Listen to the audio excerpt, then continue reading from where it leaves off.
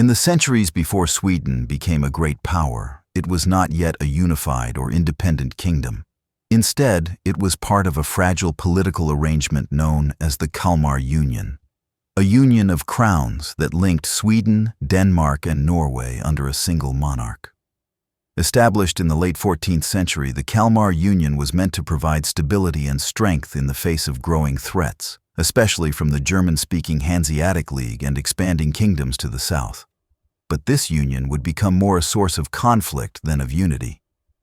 The Kalmar Union began in the year 1397 under Queen Margaret of Denmark. She brought the three Scandinavian crowns together with the goal of mutual defense and centralized rule. However, the union was never balanced. Denmark was the dominant power, and Danish kings often treated Sweden as a lesser partner. Swedish nobles and landowners resented this unequal relationship, especially when Danish rulers tried to centralize authority and limit Swedish autonomy. Throughout the 15th century, the Kalmar Union was marked by tension, rebellion, and temporary breaks. Swedish nobles frequently resisted Danish control, and several Swedish regents ruled in defiance of the Danish king.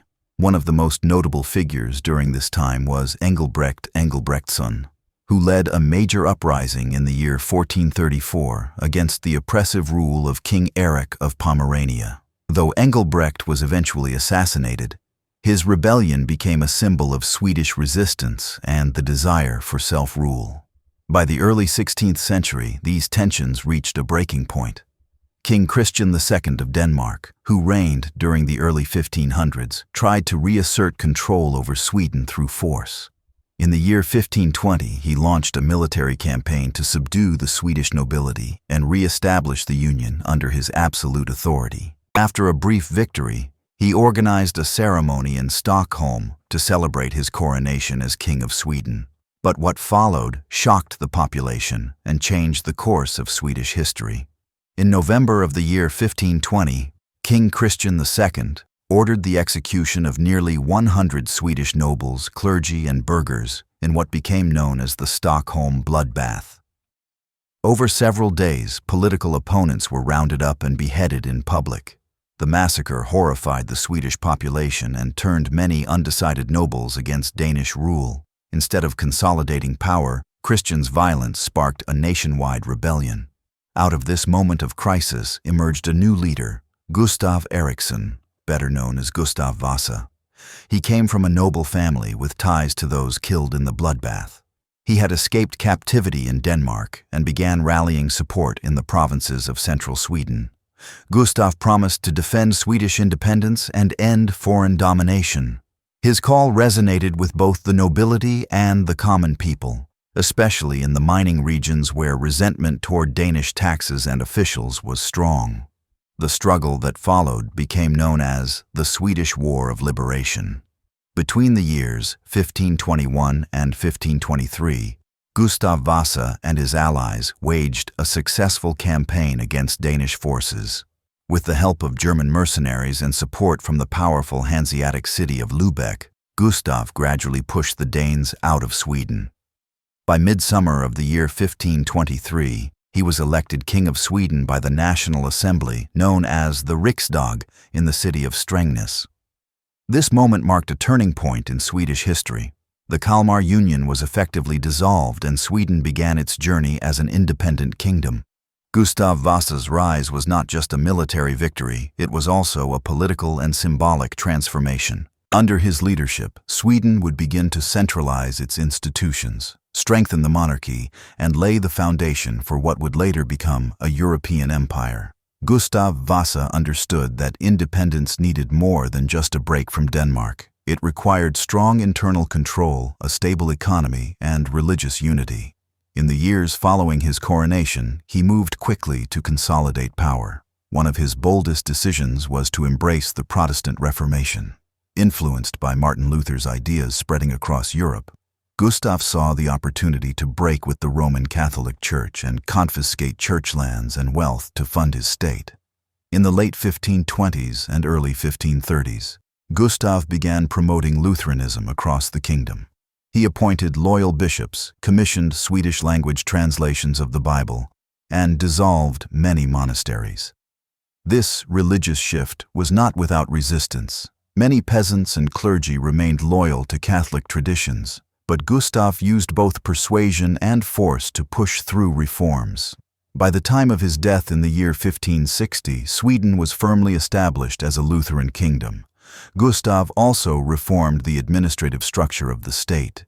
He introduced new systems of taxation, improved record-keeping, and established direct royal control over previously semi-independent provinces. These efforts allowed the crown to raise armies, collect resources, and maintain order without relying solely on the nobility. The Vasa monarchy became one of the most centralized in Europe for its time. The death of Gustav Vasa in the year 1560 did not signal an end, but rather a new phase in Sweden's development. Under Gustav, Sweden had secured its independence and laid the administrative and religious foundations for a centralized state. Now, the kingdom was poised to expand its influence beyond its borders. The Vasa dynasty would continue to dominate Swedish politics for the rest of the 16th century, and with each new monarch came fresh ambitions, especially in the east, around the Baltic Sea. Gustav Vasa's chosen successor was his son Erik, who ascended the throne as King Erik XIV. His reign marked the beginning of a more assertive and expansionist Swedish foreign policy. Unlike his father, who had been preoccupied with consolidating internal power, Erik was drawn to international affairs. He viewed Sweden not just as a regional power, but as a rising force in Northern Europe. One of Erik's first actions as king was to press Sweden's claim to parts of Livonia, a region located in present-day Latvia and Estonia. Livonia had once been controlled by the Livonian Order, a branch of the Teutonic Knights, but by the 1550s it had fragmented into several weak states. This power vacuum attracted the interest of multiple powers, including Russia under Ivan the Terrible, Poland-Lithuania under King Sigismund Augustus, and Denmark. All sought control over the strategic Baltic coastline. In the year 1561, Sweden occupied the port city of Reval, now known as Tallinn. This move marked Sweden's first permanent expansion beyond its traditional borders and the beginning of what would later be called its Dominium Maris Baltici, the ambition to dominate the Baltic Sea. Reval's capture brought Sweden into direct conflict with Russia and Poland, triggering the long and complex Livonian War. Sweden's involvement in the Livonian War was a gamble. The kingdom's resources were limited, and internal divisions soon complicated its foreign efforts. Erik XIV's rule grew increasingly unstable. By the mid-1560s, his behavior became erratic and suspicious, fueled by paranoia and internal court rivalries. In a particularly notorious episode, he ordered the murder of several nobles from the powerful Stura family, an act that shocked the political elite and undermined support for his rule. Eventually, Erik's mental state and his political miscalculations led to his downfall. In the year 1568, he was deposed in a coup led by his own brother, who took the throne as King John III. Erik was imprisoned and would later die under mysterious circumstances, likely poisoned, though the exact cause remains uncertain. His fall highlighted the risks of unchecked royal ambition and the importance of maintaining noble support in a still fragile monarchy. King John III brought a shift in tone. Though he continued Swedish involvement in Livonia, he also sought more diplomatic solutions. One of the defining aspects of his reign was his unusual religious policy. While maintaining Lutheranism as the state religion, John also showed sympathy for Catholic traditions. His marriage to Catherine Jagiellon, a Polish Catholic princess, reinforced these ties and brought Sweden into closer relation with the Polish-Lithuanian Commonwealth. This marriage would have far-reaching consequences. Their son, Sigismund, raised as a Catholic and educated in the Polish court, would later inherit both the Swedish and Polish thrones.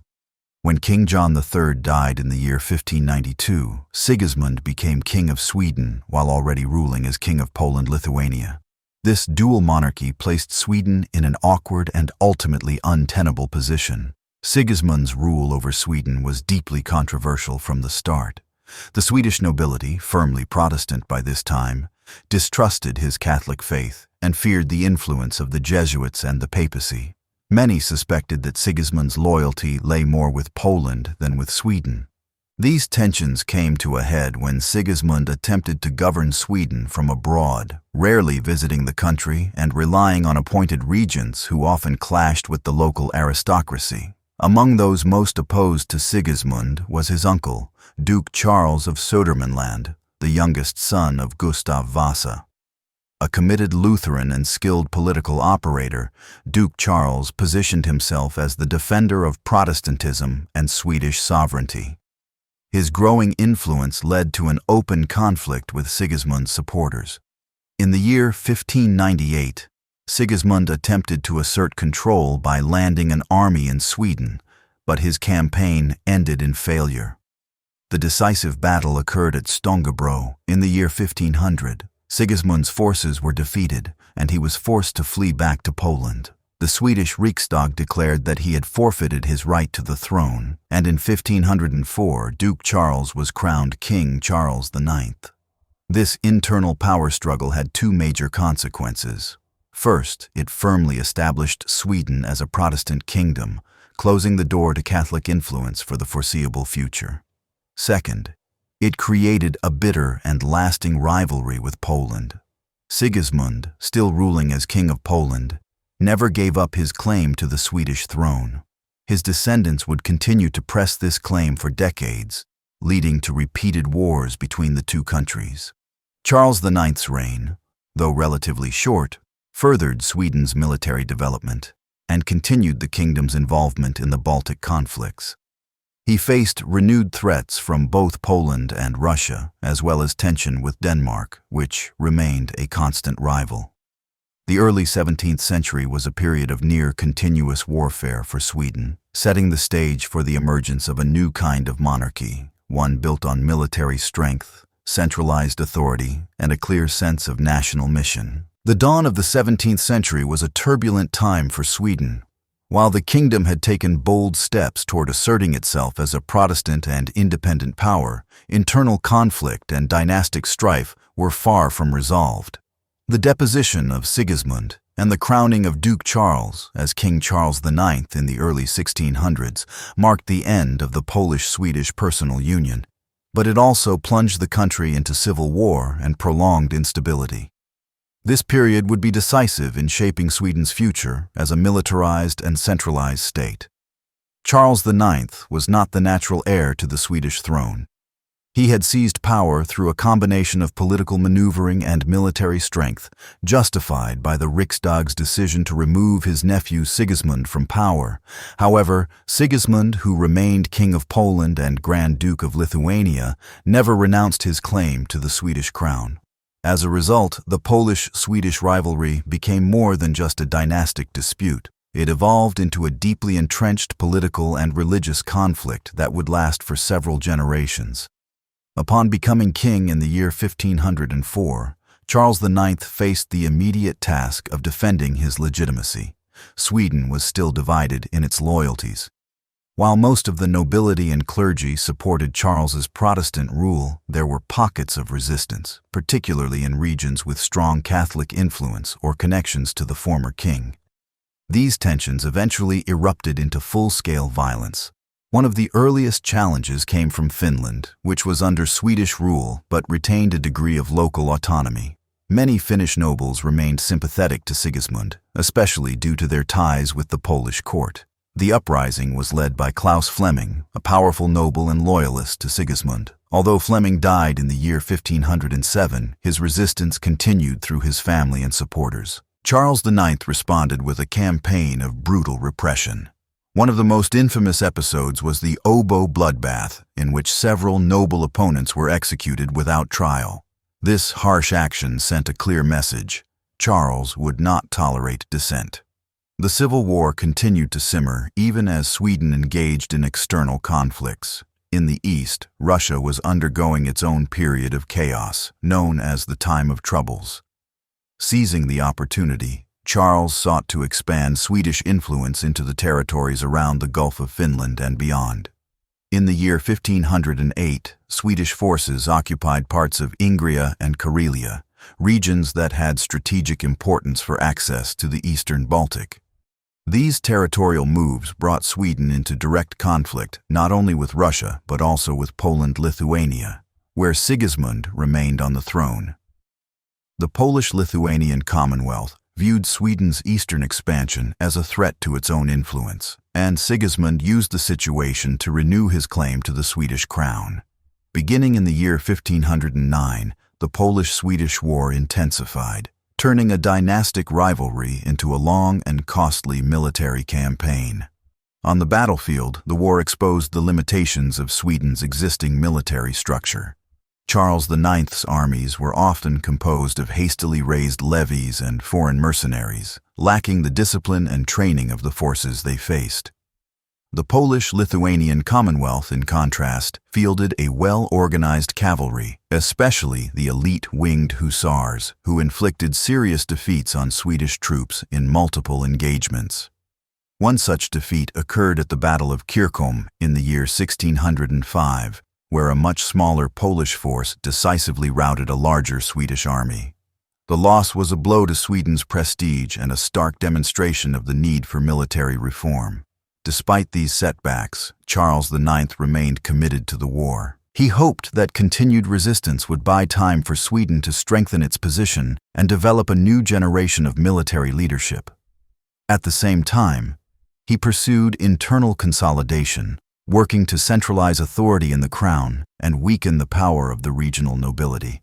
His efforts included reforms to the tax system and attempts to expand the crown's control over the church and legal system. Yet, Charles's reign remained unstable until the end. The war with Poland, ongoing disputes with Denmark, and continued unrest at home placed enormous strain on the Swedish economy. Resources were stretched thin and popular discontent grew. In many ways, Charles's rule was one of survival rather than triumph, holding the kingdom together through force of will rather than clear victories or lasting peace. By the time Charles IX died in the year 1611, he left his son, Gustavus Adolphus, a kingdom under siege. Sweden was at war with multiple neighbors. Its military was demoralized, and its finances were in disarray. Yet out of this challenging inheritance would emerge one of the most transformative figures in Swedish history. Gustavus Adolphus was only 17 years old when he assumed the throne, but he had been groomed for leadership from an early age. Unlike many young monarchs of the time, he had already participated in military and diplomatic affairs under his father's guidance. His education combined humanist principles with practical training in warfare, administration, and statecraft.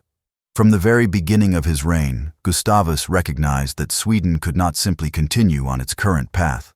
It needed innovation, discipline, and a vision that extended beyond its borders. One of the new king's first priorities was to reform the Swedish army. The defeats suffered under Charles IX had revealed serious flaws in recruitment, training, and command. Gustavus sought to create a more professional and modern military force, one that would be based on merit rather than aristocratic privilege. These reforms would soon make Sweden's army one of the most effective in Europe, but that story belongs to the next chapter. In addition to military restructuring, Gustavus also worked to rebuild the state's finances. War had drained the treasury, and heavy taxation had caused unrest among the peasantry and townsfolk. To address this, Gustavus introduced more efficient tax collection methods and cut unnecessary spending. He also strengthened the role of the central government, particularly through the office of the Chancellor, a position held by his trusted advisor, Axel Oxenstierna.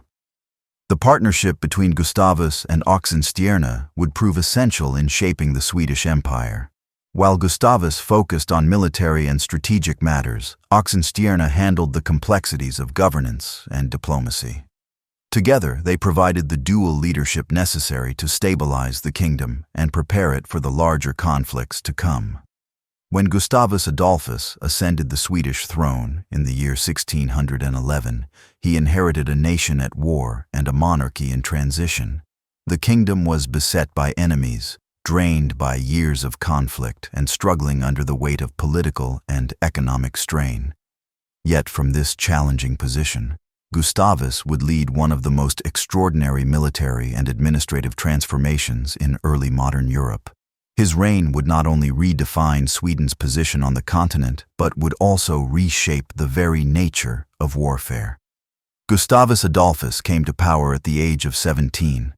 Though young, he was no stranger to the burdens of leadership. His father, Charles IX, had included him in government affairs from an early age. Gustavus had already seen war firsthand and understood the kingdom's precarious situation. He recognized that if Sweden were to survive and prosper, it needed more than just military victories. It needed structural change. One of the first areas Gustavus targeted was the military. Swedish forces had been humiliated in earlier conflicts, especially against the Polish-Lithuanian Commonwealth. The defeats had exposed the weaknesses of Sweden's medieval-style levies and reliance on foreign mercenaries. Gustavus saw the need for a standing army that was professional, disciplined, and strategically flexible. His reforms would become a model for military modernization across Europe. Gustavus began by establishing a system of conscription. Rather than relying on irregular levies, he introduced a system known as the allotment system, or indelningsverket. This structure assigned each region of Sweden and Finland the responsibility of supporting a certain number of soldiers. In return, these regions were granted tax exemptions or other privileges. This allowed for a steady, predictable source of manpower and reduced the crown's reliance on foreign troops. Training was equally critical. Gustavus emphasized discipline and drill, ensuring that his soldiers could execute complex maneuvers even under pressure. He introduced standardized uniforms and weapons, helping to streamline logistics and improve unit cohesion. Officers were chosen increasingly based on merit rather than noble birth, a major departure from the traditions of the time. Perhaps the most revolutionary element of Gustavus's military innovation was his use of combined arms tactics. He understood that the future of warfare lay in the coordination of infantry, cavalry, and artillery. Under his leadership, the Swedish army became one of the first in Europe to fully integrate mobile field artillery into battlefield strategy. He lightened the weight of cannons, making them easier to maneuver and deploy quickly. This allowed Swedish forces to respond rapidly to changing battlefield conditions, giving them a tactical edge. Infantry formations were also redesigned. The old-fashioned, dense blocks of pikemen were replaced with more flexible linear formations, where musketeers and pikemen worked together. Firepower became more central to combat. Gustavus encouraged the use of coordinated volleys, with soldiers firing in sequence to maintain continuous pressure on the enemy. These innovations made Swedish armies faster, more adaptable, and more lethal. While reforming the military, Gustavus also addressed the state that supported it. Sweden's economy had suffered from years of war and inefficient tax collection. Gustavus, with the assistance of his chancellor Axel Oxenstierna, reorganized the administration. New government departments were created, officials were given clearer responsibilities, and efforts were made to ensure more regular and fair taxation. The state began to function more predictably and more professionally. Crucial developments for any country preparing for prolonged conflict. These reforms were not only domestic. Sweden's ambitions now clearly extended beyond its borders. The kingdom was already engaged in war against Denmark, Russia, and the Polish-Lithuanian Commonwealth. Each of these conflicts tested Gustavus's leadership and provided opportunities to apply his new military doctrines. One of the first major trials came in the continuing war with Denmark, known as the Kalmar War. Though the war had begun during Charles IX's reign, Gustavus was tasked with bringing it to a close. The conflict was centered on control of trade routes and influence in northern Scandinavia. In the year 1613, Gustavus signed the Treaty of Knäred with King Christian IV of Denmark. While the treaty required Sweden to make some territorial concessions and pay reparations, it allowed Gustavus to shift focus to other fronts. It also bought valuable time for the ongoing military reorganization. Attention soon turned to the east. The war with Russia, part of the broader Time of Troubles, presented opportunities for territorial gain. In the year 1617, Sweden captured Novgorod, one of Russia's most important cities. By 1621, the Treaty of Stolbovo was signed, which granted Sweden control over Ingria and Kexholm. These gains cut off Russia's access to the Baltic Sea, a major strategic advantage for Sweden. The treaty solidified Sweden's role as a dominant Baltic power and gave Gustavus a platform for further expansion. However, the most persistent and personal conflict remained with the Polish-Lithuanian Commonwealth. The war with Poland had become entangled with dynastic claims as Sigismund, Gustavus's cousin, continued to press his claim to the Swedish throne. The struggle had lasted nearly 2 decades, and though Sweden had gained ground in Livonia, the conflict remained unresolved. Battles were fought across the Baltic, in Prussia and Livonia, with mixed results. Despite the inconclusive nature of the Polish War, Gustavus's military performance won him widespread admiration. European observers took note of Sweden's disciplined forces and the king's leadership. By the early 1620s, Gustavus was recognized not only as a capable monarch but as one of the most innovative generals in Europe. The timing of these developments was critical. Europe was already descending into one of its most destructive and complex conflicts, the 30 Years' War. This struggle, which began in the Holy Roman Empire in the year 1618, started as a dispute between Protestant and Catholic states, but soon expanded into a broader contest for political and territorial dominance. By the late 1620s, the Protestant cause was in serious trouble. Catholic forces, led by the Habsburgs and their allies, had achieved major victories, threatening the survival of Protestantism in Central Europe. It was in this context that Sweden began to look south. Gustavus had no desire to see the Protestant states of Germany fall under Catholic control. Beyond religious sympathy, he also recognized the strategic danger of allowing Habsburg influence to dominate the continent. A strong Catholic bloc stretching from Spain through Austria and into central Germany would leave Sweden isolated and vulnerable. Intervention became both a matter of ideology and security. Before making his move, Gustavus took steps to prepare diplomatically. He sought assurances of support from other Protestant powers, including England and the Dutch Republic. Though material aid was limited, these negotiations gave his campaign a veneer of legitimacy. He also worked to secure his domestic position, ensuring that the Riksdag and leading nobles supported the military venture. When Gustavus Adolphus landed on the northern coast of Germany in the summer of the year 1630, the balance of the 30 Years' War began to shift. Until that point, the Catholic Habsburg forces had achieved a series of major victories, pushing Protestant states to the brink of collapse. The arrival of the Swedish army marked a dramatic intervention, not just as a religious ally to fellow Protestants, but as a rising military power with its own strategic goals. The 30 Years' War had begun in the year 1618 as a rebellion by Protestant nobles in Bohemia against the Catholic Habsburg emperor. It quickly escalated into a continent-wide struggle involving nearly every major power in Europe. For over a decade, the Catholic League, led by generals such as Johann Cerclaes, Count of Tilly, and supported by Spain and the Holy Roman Emperor Ferdinand II, had crushed Protestant resistance in Bohemia, the Palatinate, and other regions of the empire. By the time Gustavus entered the war, the Protestant cause was in crisis.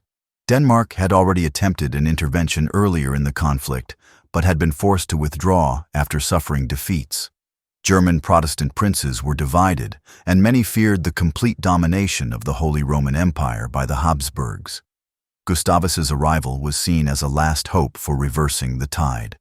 The Swedish king was aware of both the opportunity and the risk. He did not enter the war lightly. His goal was not only to protect Protestantism, but to ensure that Sweden would not be surrounded by hostile powers. A Europe dominated by Catholic absolutism, especially under Habsburg rule, posed a long-term threat to Sweden's security and its access to trade and influence across the Baltic and Central Europe. From the beginning, Gustavus brought a sense of professionalism and purpose that many allies lacked. His army, refined by years of reform and battlefield experience, was unmatched in discipline and flexibility. The soldiers were well-equipped, motivated, and led by experienced officers such as Johan Bonner, Lennart Torstensson, and Gustav Horn. Artillery played a central role, with mobile field guns giving the Swedes superior firepower and tactical adaptability. The first significant victory came at the Battle of Breitenfeld in Saxony in September of the year 1631. There, Gustavus faced the veteran Catholic League army under Count Tilly. The battle was decisive. Gustavus's use of coordinated infantry and cavalry, supported by mobile artillery, outmaneuvered and shattered the enemy forces. It was one of the first major Protestant victories of the war and instantly elevated Sweden's reputation across Europe. Breitenfeld was not only a battlefield triumph, it was a political one. After the victory, many German Protestant states began aligning with Sweden, seeing Gustavus as a savior. His campaign gained momentum, with cities and regions opening their gates and pledging support. The Swedes moved swiftly through Thuringia and Franconia, securing key towns and consolidating their position. Gustavus did not merely conquer, he governed. He enforced strict discipline among his troops, forbade looting, and imposed order in occupied territories, which earned him a reputation for fairness and restraint compared to other military leaders of the time. The next phase of the campaign saw Gustavus advance deeper into southern Germany. In the year 1632, he captured the city of Mainz, an important strategic and symbolic gain. His southern movement threatened the Habsburg heartlands and drew increasing concern from Emperor Ferdinand II. In response, the emperor recalled one of the most controversial and ambitious generals of the age, Albrecht von Wallenstein. Wallenstein had previously commanded imperial forces with considerable success but had been dismissed due to political rivalries and suspicions about his growing power. Now, faced with the Swedish advance, Ferdinand had no choice but to recall him. Wallenstein quickly raised a massive army and established a defensive position in the city of Nuremberg, aiming to halt Gustavus's progress. In the summer of the year 1632, the two great armies clashed in a prolonged confrontation around Nuremberg. Gustavus laid siege to the city, but the fortified imperial defenses and lack of supplies forced him to withdraw. The fighting culminated in the Battle of Lutzen later that year, one of the most significant and tragic moments of the entire war. The Battle of Lutzen, fought in November of the year 1632, was a brutal and chaotic engagement. Fog covered the battlefield, and visibility was limited. Gustavus led from the front, as he often did, rallying his troops and directing movements personally. During the heat of the battle, he was separated from his men and fatally shot. His body was later found stripped of clothing and riddled with wounds. Despite the loss of their king, the Swedish forces won the battle, driving Wallenstein's army from the field. But the cost was immense. Gustavus Adolphus's death sent shockwaves through Europe. He had become not only the symbol of Protestant resistance, but also the architect of Sweden's rise. His absence left a vacuum in both military leadership and political direction. The Swedish army, however, did not collapse. Leadership passed to trusted commanders like Johan Bonner and Lennart Torstensson, while the Swedish government at home was held together by Chancellor Axel Oxenstierna. Oxenstierna played a vital role in ensuring that Sweden remained committed to the war effort. He established the Heilbronn League, a coalition of German Protestant states aligned with Sweden, and continued diplomatic efforts to strengthen alliances, including cooperation with France. Although France was a Catholic power, Cardinal Richelieu, the chief minister of King Louis XIII, saw the Habsburgs as a greater threat to French interests than Protestant Sweden. In the year 1635, France officially entered the war against the Habsburgs, transforming the 30 Years' War from a primarily religious conflict into a broader geopolitical struggle. Swedish forces continued to play a critical role in the war throughout the 1630s and 1640s. Under generals like Torstensson and Bonner, they achieved significant victories, including battles at Wittstock and Jankau. Swedish armies reached as far south as Bohemia and Moravia, maintaining pressure on imperial forces and asserting Sweden's influence in Central Europe. Yet, as the war dragged on, the costs became clear. Sweden had stretched its resources thin. The constant campaigning, harsh winters, and supply challenges placed enormous strain on both the military and the economy. At home, the government worked tirelessly to raise funds, maintain the conscription system, and manage the burden of empire. Still, the sacrifices paid off. By the mid-1640s, Sweden had secured a permanent seat at the negotiating table. The 30 Years' War finally came to an end with the Peace of Westphalia in the year 1648. The treaties, signed in Münster and Osnabrück, redrew the map of Europe and established new rules for international diplomacy. Sweden emerged from the negotiations as one of the great powers of the continent. It gained several territories, including western Pomerania, the island of Rügen, and the bishoprics of Bremen and Verden. These acquisitions gave Sweden a foothold in northern Germany and control over key trading routes along the North Sea and the Baltic. The Peace of Westphalia in the year 1648 marked the height of Sweden's power and influence in European affairs. Yet even as diplomats in Münster and Osnabrück formalized Sweden's gains, the kingdom was entering a period of uncertainty. The death of Gustavus Adolphus at Lutzen 16 years earlier had left a void that no military victory could fully fill. While Chancellor Axel Oxenstierna and the Swedish War Council had admirably steered the kingdom through the final phase of the 30 Years' War, the question of long-term leadership loomed large. That responsibility now rested on an unlikely figure, his only legitimate child, Queen Christina. Christina was born in the year 1626 in Stockholm, under circumstances that would shape her entire life. Her mother, Maria Eleonora of Brandenburg, had long hoped for a male heir. According to reports from the time, the birth announcement caused initial confusion, as the newborn was first mistaken for a boy. Gustavus Adolphus, however, embraced his daughter without hesitation. He insisted she receive the same rigorous education and training that would have been given to a male successor. This decision would have lasting consequences for both Christina and the Swedish monarchy. When Gustavus Adolphus died in battle in the year 1632, Christina was only 6 years old. The Swedish crown passed to her nominally, but real power was exercised by a regency led by Chancellor Axel Oxenstierna. Oxenstierna was not only the architect of Sweden's administrative system, but also a key figure in ensuring continuity during the turbulent years of war. He oversaw Christina's education and upbringing, emphasizing Latin, history, politics, philosophy, and Lutheran theology. She was raised to rule. Christina officially assumed full royal authority in the year 1644 at the age of 18.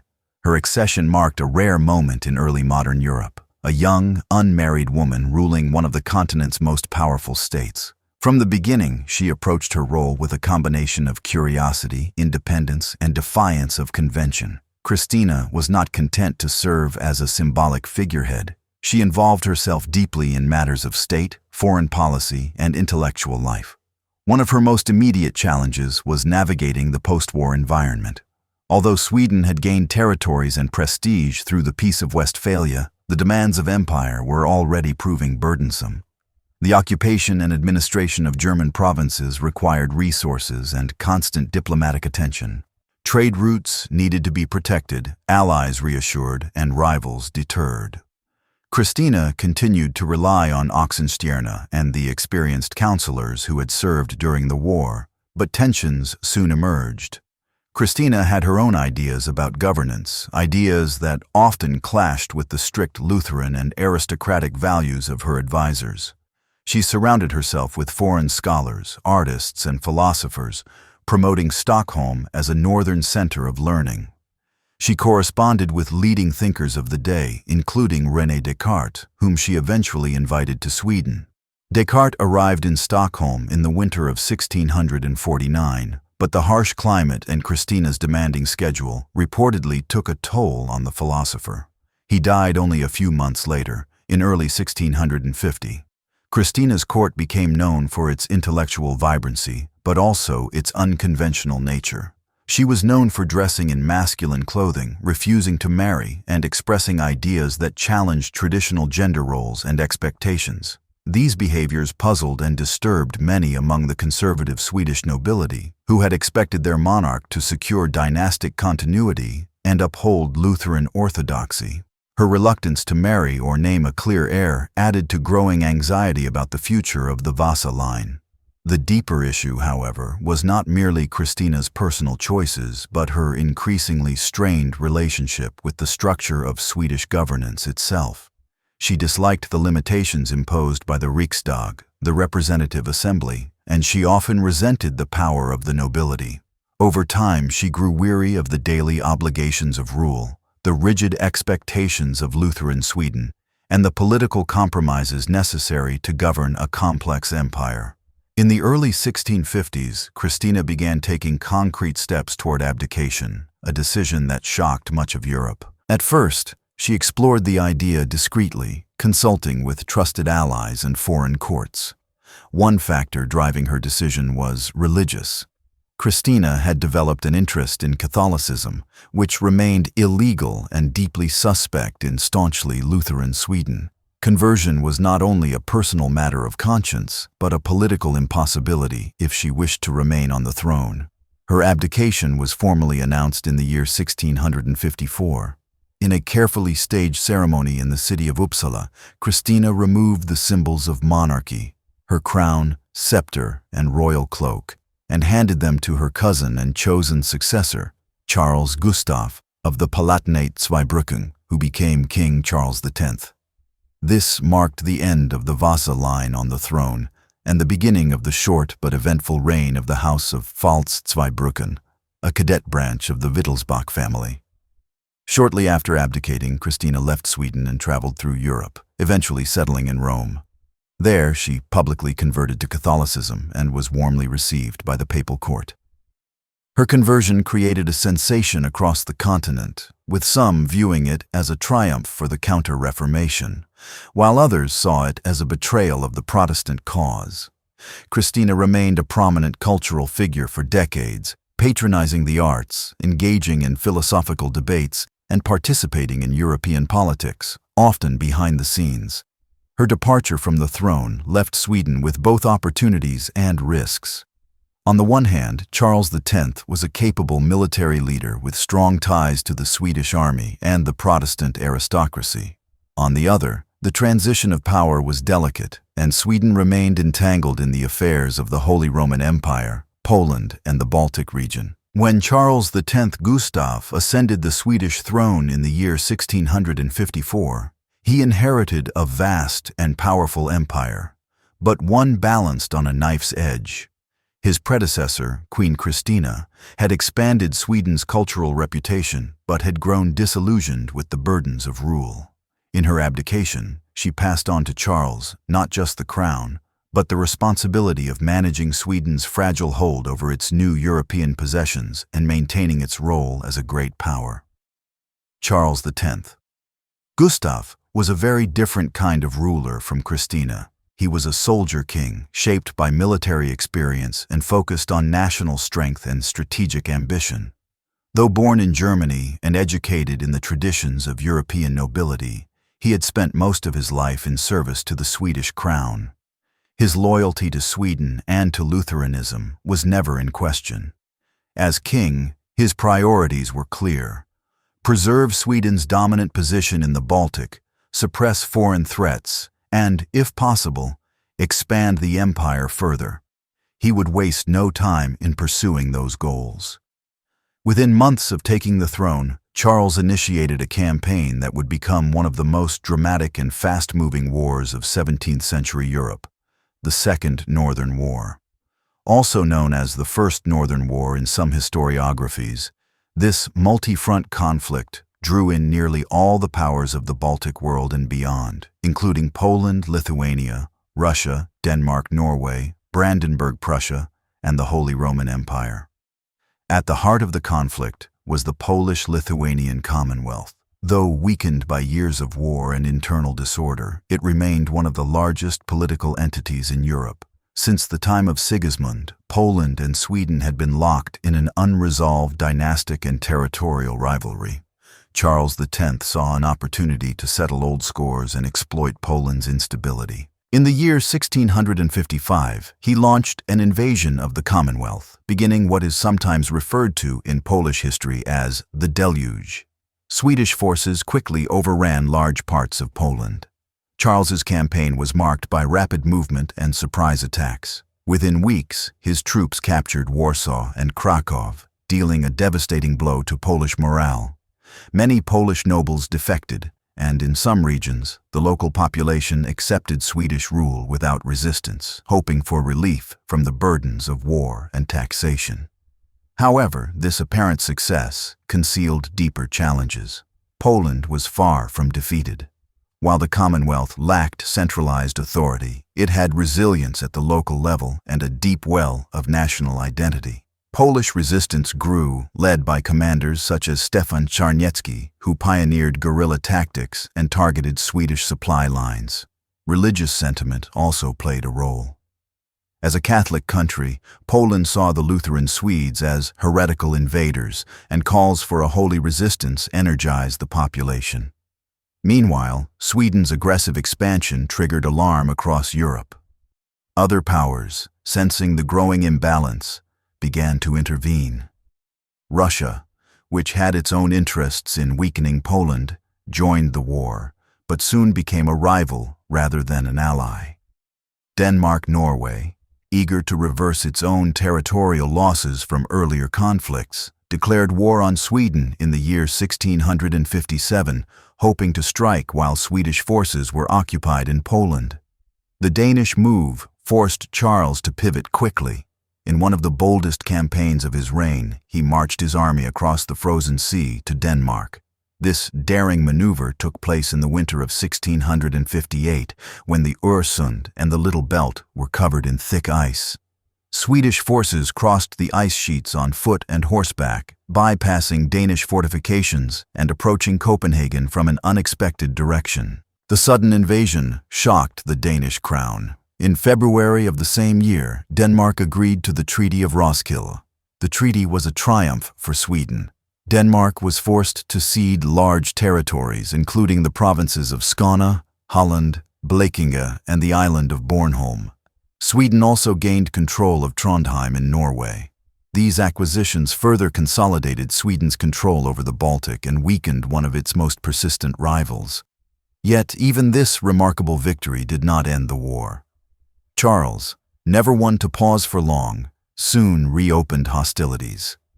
His decision to launch a second campaign against Denmark later that same year was a critical turning point and a strategic miscalculation. The initial surprise of the ice crossing could not be repeated, and Danish resistance stiffened.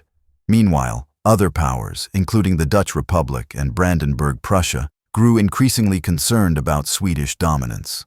Brandenburg, which had initially allied with Sweden, began to distance itself. The Elector, Frederick William, known as the Great Elector, was a shrewd strategist. He saw Sweden as both a valuable partner and a dangerous rival. As Swedish control in the region expanded, Brandenburg shifted its support toward a more independent stance, eventually joining the anti-Swedish coalition. In Poland, Swedish forces faced a growing resistance movement. Czarniecki's irregular tactics proved effective, and Swedish supply lines became vulnerable. Charles attempted to stabilize the situation by placing his allies on regional thrones, most notably the election of a puppet Polish king, but these efforts failed to gain lasting support. As the war dragged on, the strain on Sweden's military and financial resources deepened. The kingdom had reached the limits of what it could sustain. Its armies were stretched across multiple fronts: Poland, Denmark, the German principalities, and the burden of occupation and taxation caused unrest at home. War fatigue set in. In the midst of these growing pressures, Charles X Gustav suddenly fell ill. He died in Gothenburg in the year 1660 at the age of 37. His death was unexpected and left the kingdom in a precarious state. His only legitimate son, Charles, was just 5 years old. A regency was established under the leadership of Charles's widow, Queen Dowager Hedwig Eleonora, and the experienced statesman Per Brahe. The war did not immediately end with Charles's death, but his passing removed the driving force behind Sweden's aggressive policy. Without his leadership, the Swedish war effort began to lose momentum. A series of treaties soon followed, concluding what had become one of the most complex and wide-ranging conflicts of the century. The Treaty of Oliva, signed in the year 1660, brought peace between Sweden and Poland. It confirmed Sweden's territorial gains in Livonia and ended Poland's formal claims to the Swedish crown. The treaty also included Brandenburg and the Holy Roman Emperor, reflecting the broader European implications of the conflict. The Treaty of Copenhagen, signed in the year 1660, revised some of the earlier terms with Denmark. Sweden returned Trondheim and Bornholm, but retained the key provinces of Skåne, Halland, and Blekinge. These territories would remain part of Sweden for centuries and marked a permanent shift in the balance of power in the region.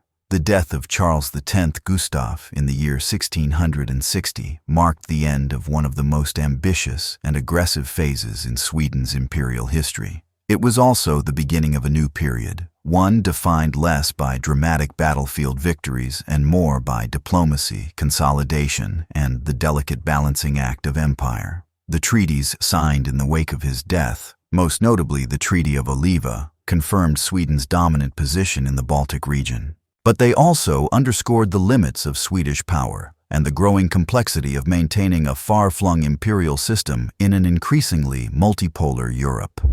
At the heart of this diplomatic settlement was the Treaty of Oliva, signed in May of the year 1660 in the town of Oliva, near Danzig in Royal Prussia. The treaty brought an end to the prolonged war between Sweden and the Polish-Lithuanian Commonwealth. It also included the Holy Roman Empire and Brandenburg Prussia as key signatories, reflecting the interconnected nature of the conflict and the broader geopolitical interests involved. From a Swedish perspective, the Treaty of Oliva was a clear diplomatic victory. It confirmed Sweden's possession of Livonia, including the important port city of Riga, which had long been a source of contention with Poland. The treaty also reaffirmed the formal renunciation of Polish claims to the Swedish crown, a lingering dynastic dispute that had complicated relations between the two kingdoms since the time of Sigismund. For Poland, the treaty represented an end to a costly and humiliating series of campaigns, though it retained its core territories and reasserted some measure of stability after years of devastation. One of the most notable aspects of the treaty was the role played by Brandenburg Prussia. The Elector of Brandenburg, Frederick William, often referred to as the Great Elector, had skillfully maneuvered between alliances during the conflict. While initially a Swedish ally, he had gradually distanced himself from Stockholm as Swedish ambitions in the region grew. The Treaty of Oliva recognized Frederick William's sovereignty over the Duchy of Prussia, which had previously been held as a fief of the Polish crown. This recognition laid the foundation for the rise of Prussia as a sovereign and eventually dominant German state in the century to come. The treaty reflected a broader shift in the European order. Sweden remained a great power, but the balance of influence was no longer determined solely by battlefield outcomes. Diplomacy, alliances, and the emerging power of new states, such as Brandenburg Prussia and the Dutch Republic, would increasingly shape the destiny of the region. The idea of the Dominium Maris Baltici, Swedish control over the Baltic Sea, remained intact in theory, but it faced growing resistance in practice. At home, Sweden entered a period of regency. Charles X Gustav's only son, Charles, was just 5 years old when his father died. A regency council was established to govern on his behalf, led by Queen Dowager Hedwig Eleonora and senior nobles, including Per Brahe the Younger. These regents faced an enormous task: to govern a militarized and overextended empire while preparing a child to rule in a world that was growing more dangerous and competitive. One of the Regency's first priorities was to stabilize the empire's finances. The cost of the Second Northern War had been immense. Although Sweden had gained territory, it had done so at the price of widespread devastation, mounting debts, and a population burdened by conscription and taxation. The government launched a series of fiscal reforms, attempting to make the tax system more efficient and ensure that the state could support its growing administrative and military needs. Another concern was the integration of new territories. Provinces such as Skåne, Halland, and Blekinge had been recently acquired from Denmark and were culturally, linguistically, and institutionally distinct from the Swedish core. Efforts to Swedify these regions were undertaken with mixed success. Swedish officials replaced Danish ones, Swedish law was introduced, and Lutheranism was promoted aggressively. Resistance emerged, especially in Skåne, where local populations remained loyal to Danish traditions and occasionally engaged in low-level rebellion, known as the Snappane movement. Beyond domestic matters, Swedish foreign policy during the Regency remained cautious. While the empire retained its military edge, the leadership recognized that further expansion would risk provoking a coalition of enemies and overextending national resources. Instead, the regents focused on securing alliances and maintaining Sweden's influence through negotiation and carefully managed shows of strength. Relations with France, the Dutch Republic, and the Holy Roman Empire were prioritized, and Sweden positioned itself as a guarantor of the Peace of Westphalia, an important diplomatic role that reinforced its status without requiring further war. Despite this relative restraint, the underlying challenges of empire remained. Sweden's strategic position relied on control of critical coastal and riverine regions across the Baltic. These areas were difficult to defend, culturally diverse, and economically interdependent. Swedish troops were stationed across dozens of fortresses and cities, from Ingria in the east to Bremen-Verden in the west. Maintaining order and projecting authority required a constant military presence, which in turn demanded ongoing recruitment, training, and supply. This imperial model worked so long as peace held, but any new conflict could threaten to unravel the fragile balance. In addition, domestic political tensions were beginning to simmer. The nobility, which had grown in power during the Regency, sought to preserve its privileges and influence over the young king. Meanwhile, growing economic inequality and the burden of taxation created discontent among the peasantry and townspeople. These tensions would become more visible as Charles, now known as Charles XI, reached maturity. In the late 1670s, the Regency came to an end, and Charles XI assumed full royal authority. He would soon embark on a program of internal reform and military strengthening that would shape the next phase of Sweden's imperial journey. But the legacy of the Treaty of Oliva and the high tide of Swedish expansion would remain a backdrop to all that followed. The mid-17th century was a period of reflection and recovery for the Swedish Empire. After years of relentless expansion under Charles X Gustav and the landmark treaties that followed, Sweden found itself at a crossroads. Though it stood as a dominant power in the Baltic world, its vast territorial acquisitions demanded administrative cohesion, economic support, and a renewed internal stability. Yet instead of immediate reform or consolidation, Sweden entered a phase of political limbo, the Regency era. It was a time defined by noble dominance, bureaucratic conflict, and mounting financial stress. Though peace held, the empire's internal cohesion was far less certain. When Charles X Gustav died in the year 1660, his only heir, Charles XI, was not yet 6 years old. As such, royal authority was transferred to a regency council until the boy came of age. The council, led formally by Queen Dowager Hedwig Eleonora, was dominated in practice by a handful of high-ranking nobles, most notably Per Brahe the Younger, Magnus Gabriel de la Gardie, and Gustav Bonde. This Regency Council inherited a powerful but overstretched empire. Although recent treaties had confirmed Sweden's territorial gains in Germany, the eastern Baltic, and southern Scandinavia, maintaining these possessions required immense resources. Swedish garrisons had to be supplied, border regions defended, and diplomatic relationships constantly maintained. At the same time, the Swedish crown faced an increasingly fragile fiscal system. The prolonged wars of the previous decades had depleted state finances, leaving behind debts, a demobilizing army, and a heavily taxed peasantry.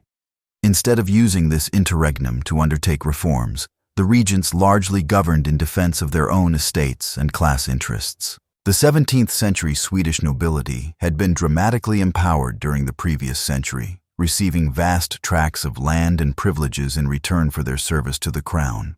By the 1660s, it was estimated that more than half of all productive land in Sweden belonged to the nobility. Much of this had once been crown land, but had been granted away during the wars to secure political loyalty or to reward military service. Magnus Gabriel de la Gardie, perhaps the most influential figure on the Regency Council, personified the contradictions of this period. A gifted diplomat and patron of the arts, he was also emblematic of noble excess. He lived in splendor, wielded enormous influence over court appointments, and resisted any policy that might challenge noble landholdings or impose new taxes on the elite. His dominance in the court ensured continuity, but it came at the cost of reform and fiscal recovery. Under the Regency's leadership, the state drifted. Tax burdens fell disproportionately on peasants and urban dwellers, while the nobility remained largely exempt. Inflation and crop failures in the 1670s further worsened the plight of the rural population. The centralized bureaucracy, once a hallmark of Swedish governance under Gustavus Adolphus and Axel Oxenstierna, began to falter under weak oversight and factionalism. Corruption spread within local administrations, and law enforcement in outlying provinces became inconsistent. At the same time, Sweden's international position remained precarious. Although officially at peace, the geopolitical situation in Europe was shifting. France, under Louis XIV, was expanding its influence across the continent, while the Dutch Republic, the Holy Roman Empire, and England maneuvered to contain it.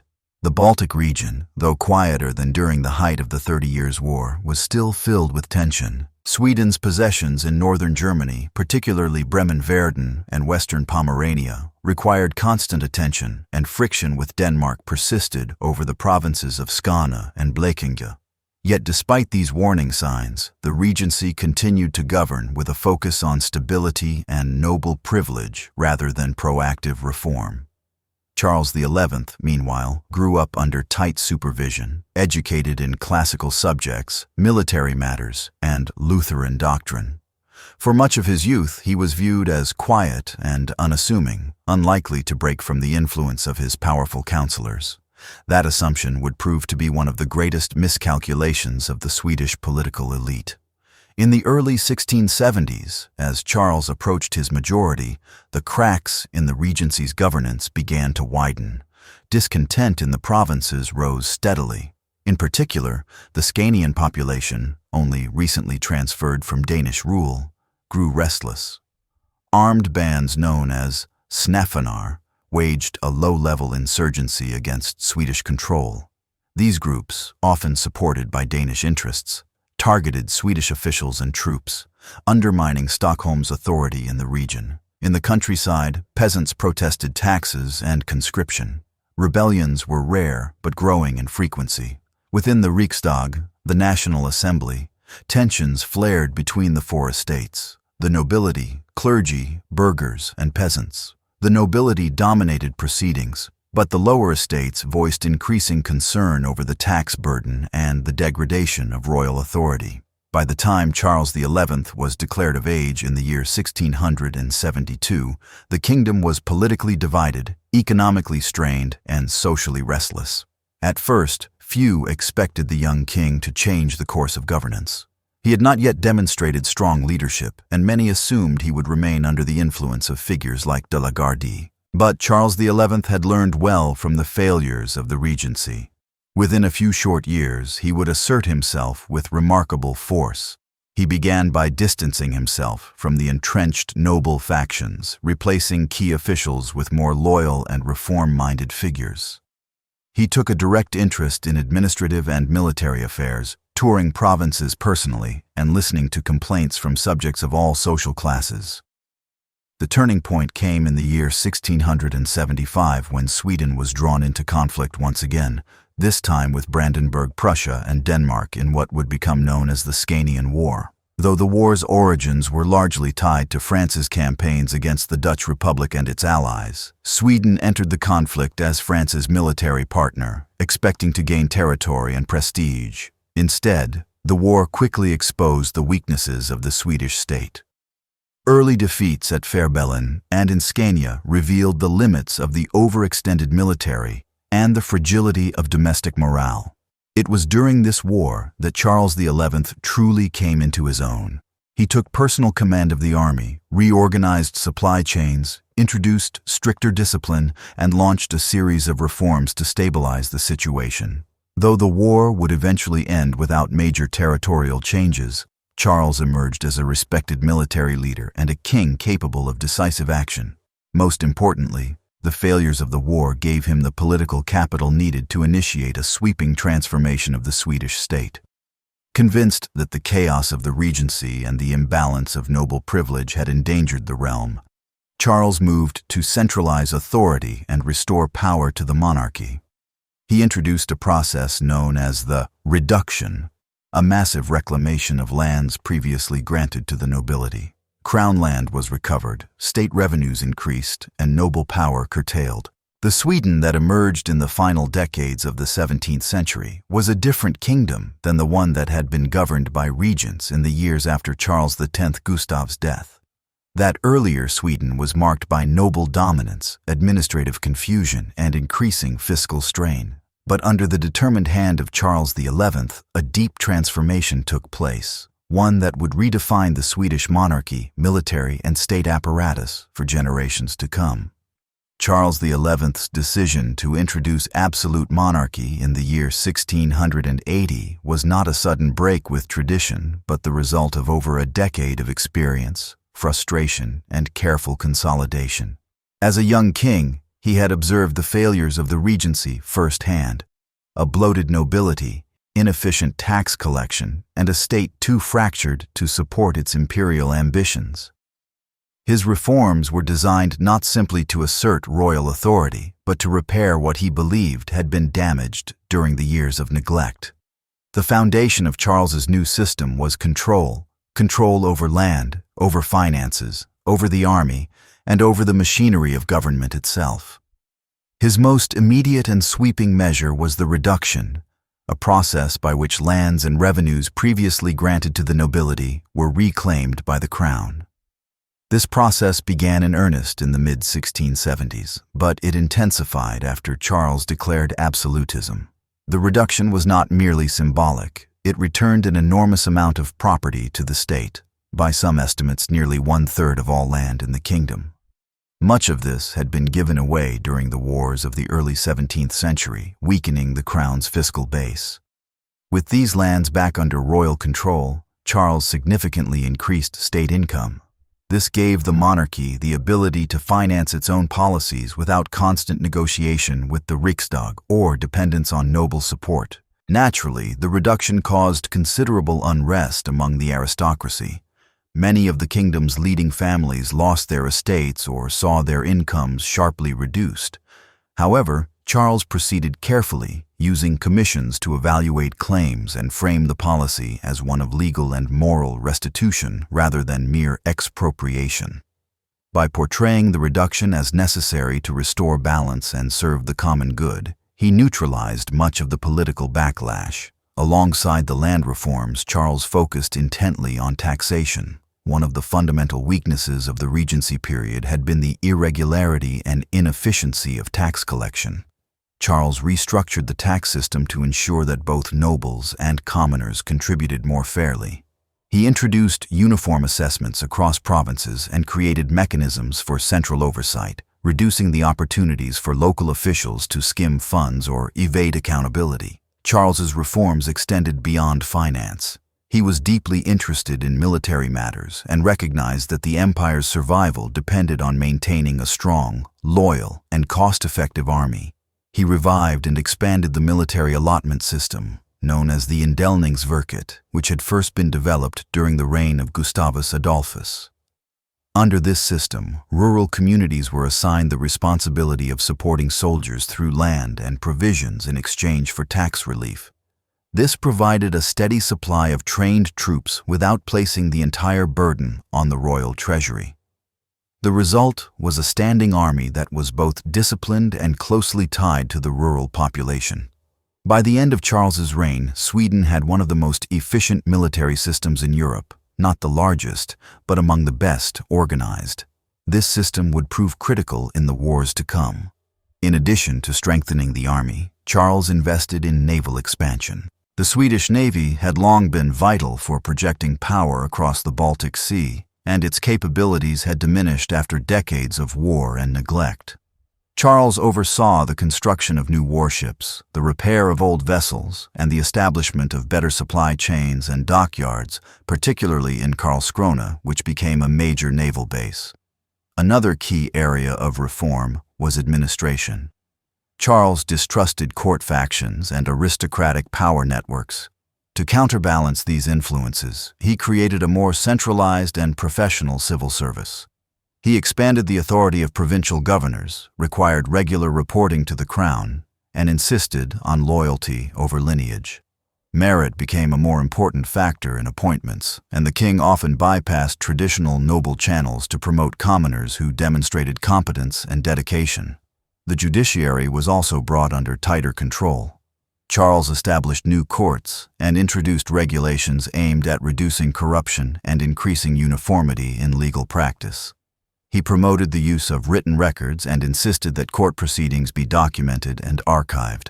These changes helped reinforce royal authority at the local level and offered ordinary subjects greater predictability in their dealings with the law. While many of Charles's reforms were aimed at strengthening the state, he also took an interest in social issues. Education, particularly for the clergy and the military, received new attention. Schools were supported with crown funds, and military academies were founded to train future officers. The Lutheran Church remained tightly integrated with the state, and Charles used it as a tool for promoting loyalty, discipline, and moral order. Despite his embrace of absolutism, Charles did not abolish the Riksdag. The assembly continued to meet and approve certain decisions, particularly on taxation and legislation.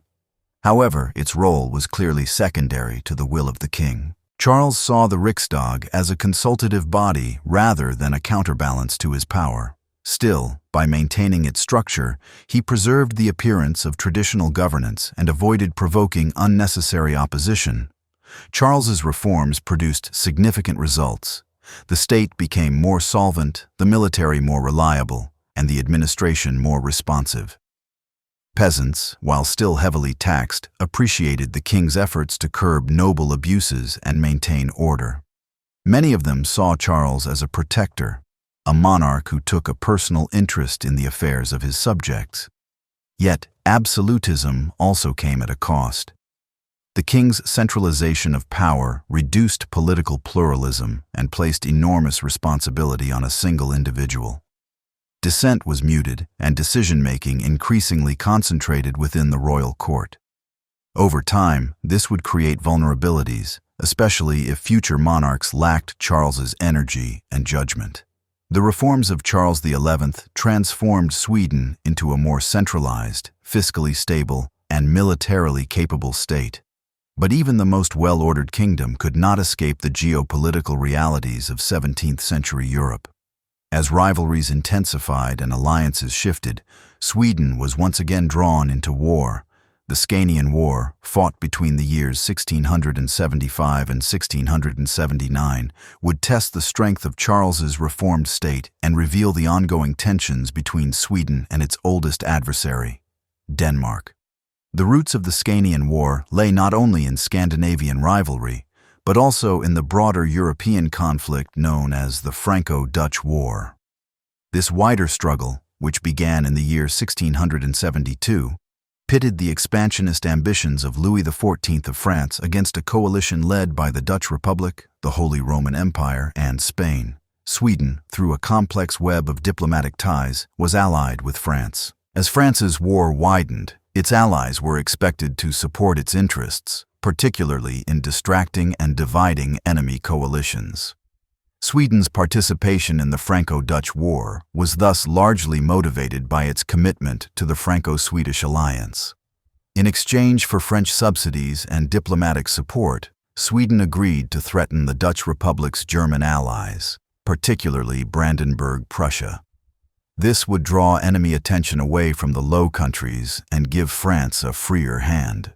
Charles XI had no deep interest in Central European affairs, but the promise of territorial gains and French funding was attractive. In the year 1675, Swedish forces entered Brandenburg's Pomeranian territory.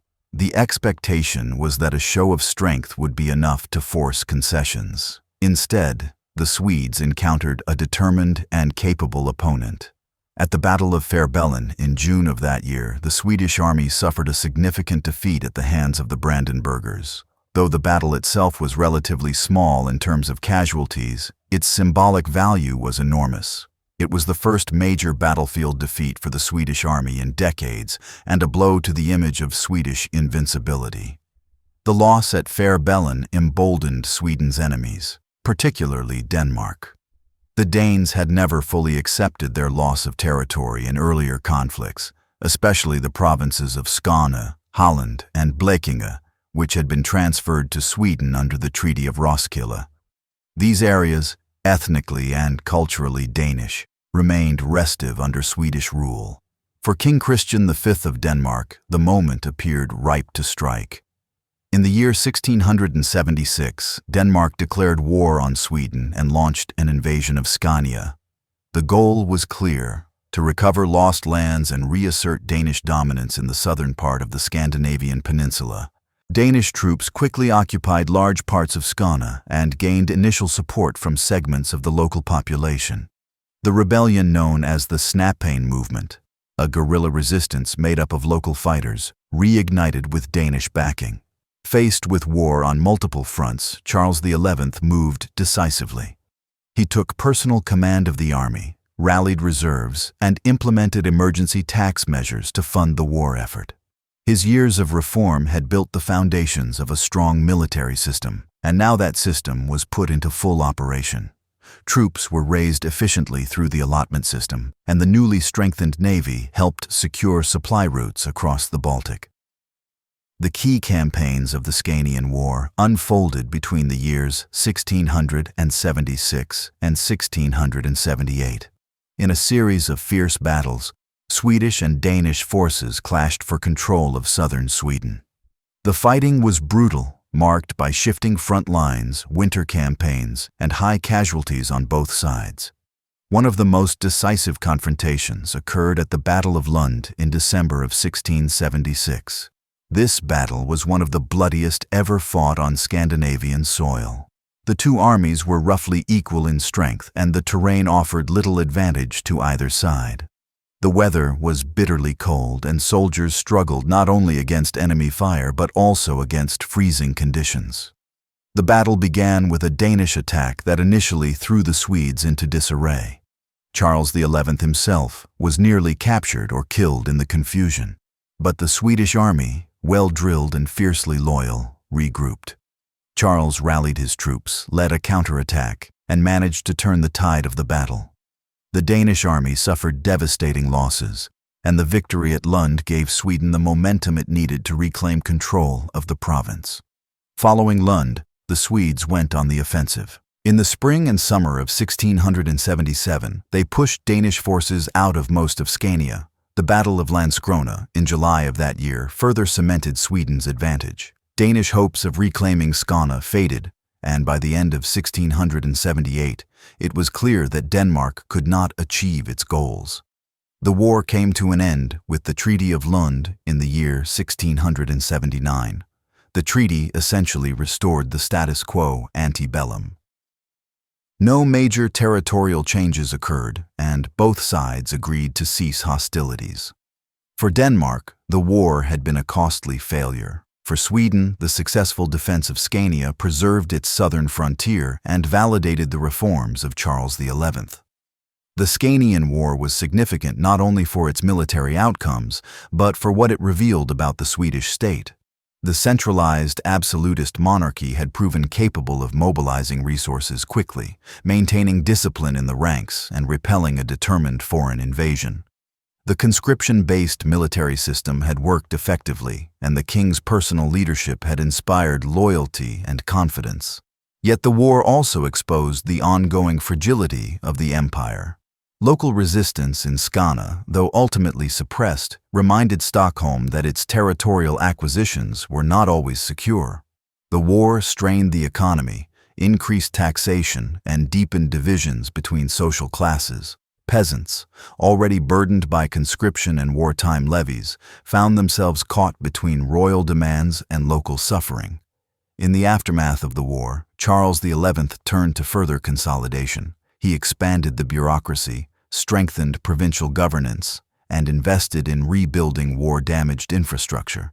He also increased oversight of the church, using it as a tool to promote national unity and obedience. Clergy were expected not only to preach loyalty to the king, but also to act as local administrators and moral guardians. The war also had an enduring impact on Charles's personal reputation. He emerged from the Scanian War not merely as a reformer, but as a warrior king, one who had led his people through crisis and preserved the kingdom's borders through courage and resolve. His leadership style remained firm but just, and he continued to focus on preparing Sweden for future threats. In the final years of the 17th century, Sweden stood at the height of its power. The reign of Charles XI had forged a centralized, efficient, and militarily robust state. The empire controlled swaths of territory around the Baltic Sea, and its absolutist monarchy commanded broad loyalty at home. It was into this position of strength that Charles XII, the son of Charles XI and Hedwig Eleonora of Holstein-Gottorp, inherited the crown. But what followed would not be a continuation of Swedish ascendancy. It would be a descent into one of the most challenging and ultimately catastrophic episodes in the nation's imperial history. Charles XII was born in the year 1682. From an early age, he was educated in Latin, German, French, mathematics, and military science. His father ensured he was given a practical education in the workings of state and warfare. But the boy was largely shielded from the political world until the sudden death of Charles XI in the year 1697. At just 15 years of age, Charles XII became king. Initially, the Riksdag and the Royal Council assumed that they would act as de facto rulers until the young monarch came of age. However, in a surprising move, Charles XII declared himself ready to rule independently. Though young, he projected a seriousness and discipline that caught many of his elders off guard. He declined formal coronation celebrations and showed little interest in courtly pomp.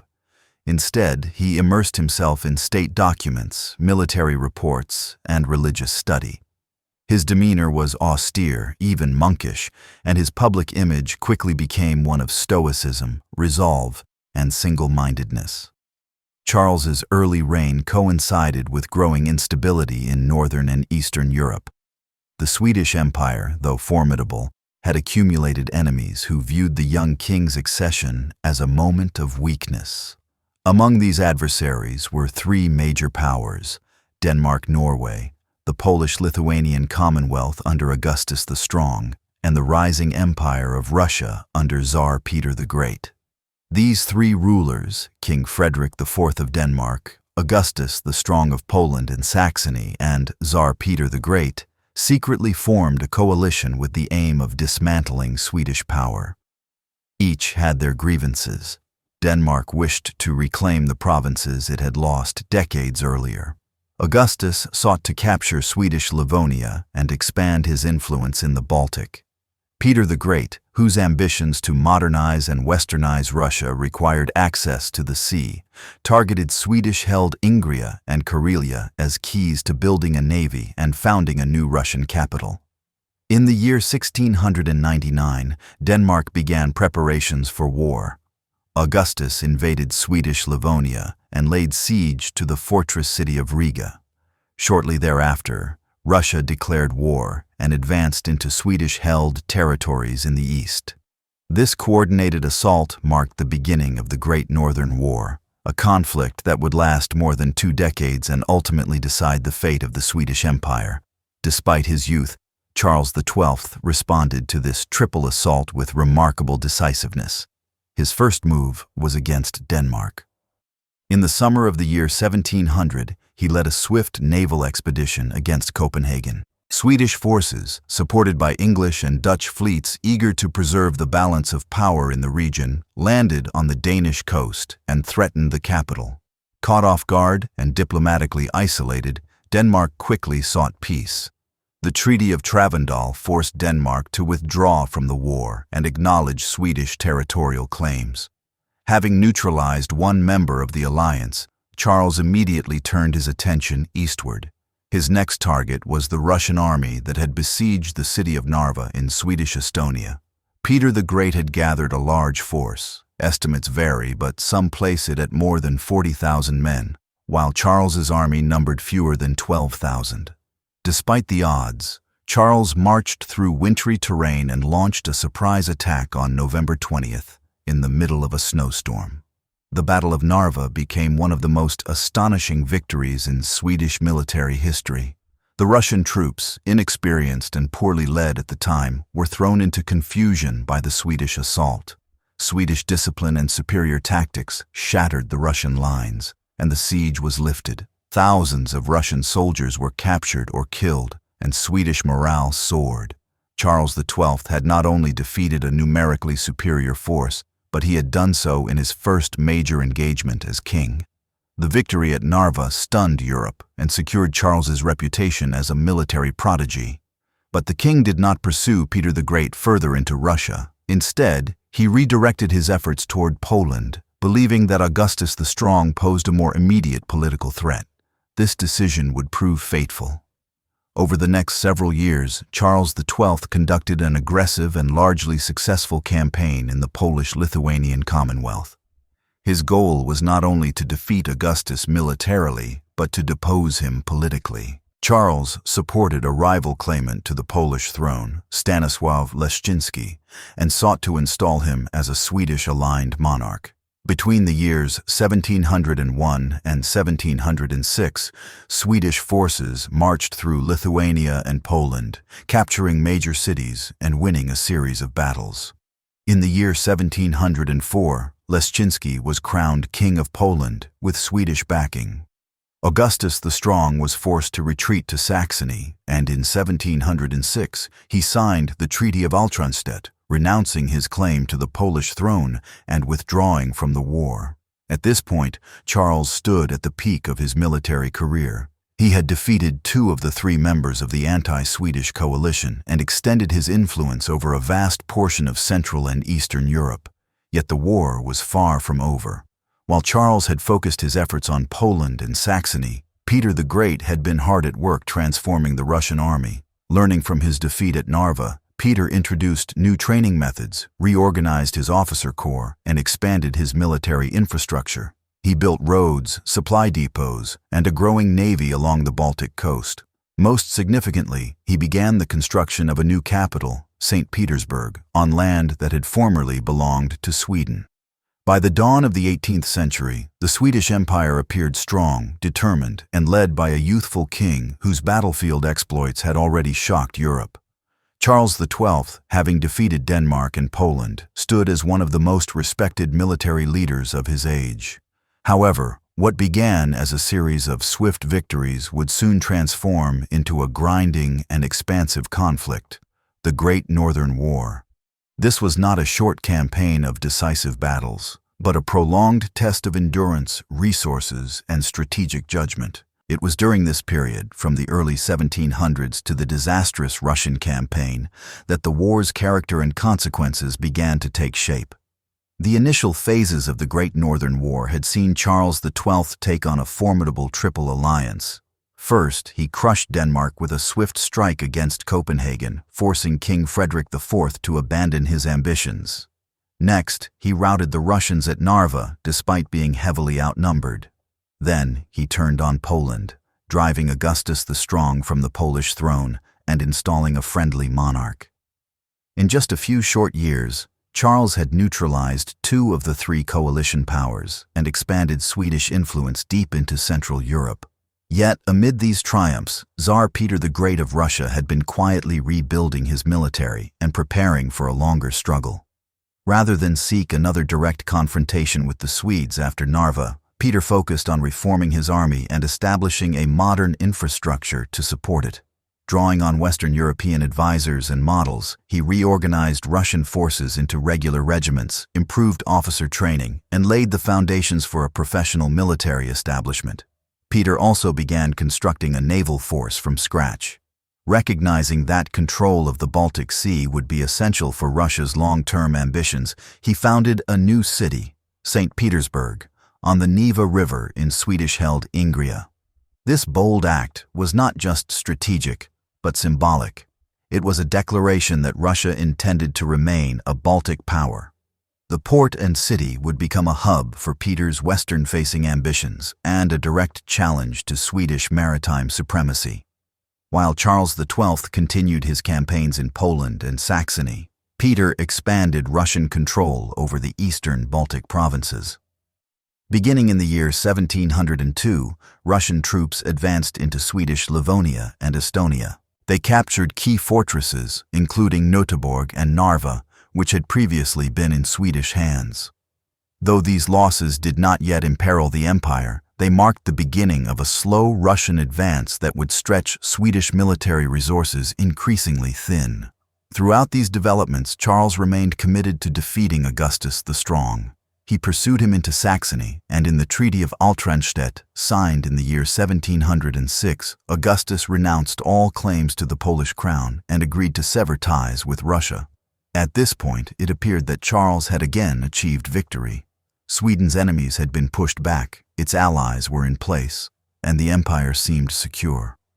But rather than consolidate these gains or negotiate peace with Peter the Great, Charles turned his attention eastward.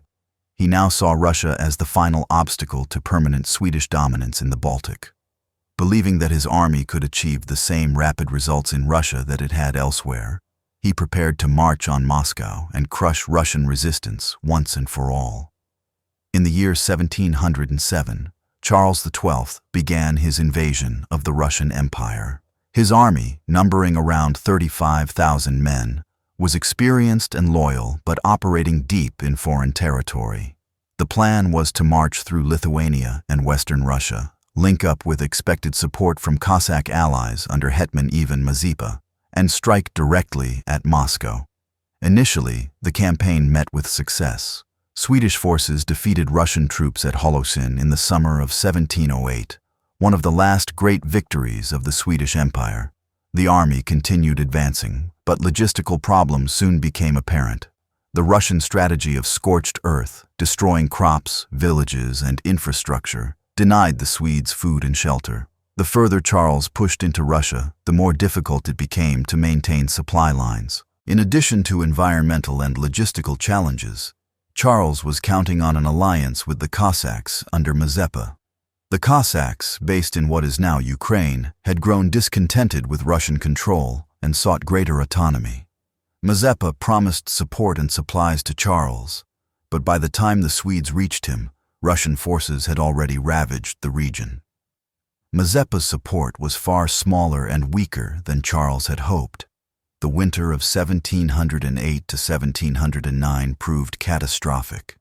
One of the harshest in decades, it devastated the Swedish army. Thousands of soldiers perished from cold, starvation, and disease. Swedish horses, essential for transport and cavalry, died in large numbers, further crippling mobility and supply. By the spring of 1709, the once proud Swedish force was battered, underfed, and increasingly isolated. In this weakened state, Charles pressed on. His ultimate goal was the capture of the fortress city of Pultava, a key Russian stronghold on the Vorskla River. Russian forces under Peter the Great had fortified the area and prepared for a major confrontation. Charles, despite suffering from a severe foot injury and unable to lead from horseback, ordered the attack. The Battle of Pultava, fought in July of 1709, was a turning point not only in the Great Northern War, but in Swedish history. The Swedish army, reduced to around 20,000 men, launched a pre-dawn assault on Russian fortifications. The initial surprise faltered due to miscommunication and delays. Russian artillery, now far more advanced and organized than in previous battles, inflicted heavy casualties. As the day progressed, the Swedish assault collapsed. Units became disorganized, and the lack of cavalry support proved fatal. Russian infantry counterattacked, pushing the Swedes back and encircling many. By the end of the battle, the Swedish army had been decisively defeated. Thousands were killed or captured. Charles, wounded and unable to fight, was evacuated with a small contingent and fled south into Ottoman territory. The defeat at the Battle of Pultava in the summer of 1709 marked a decisive break in the history of the Swedish Empire.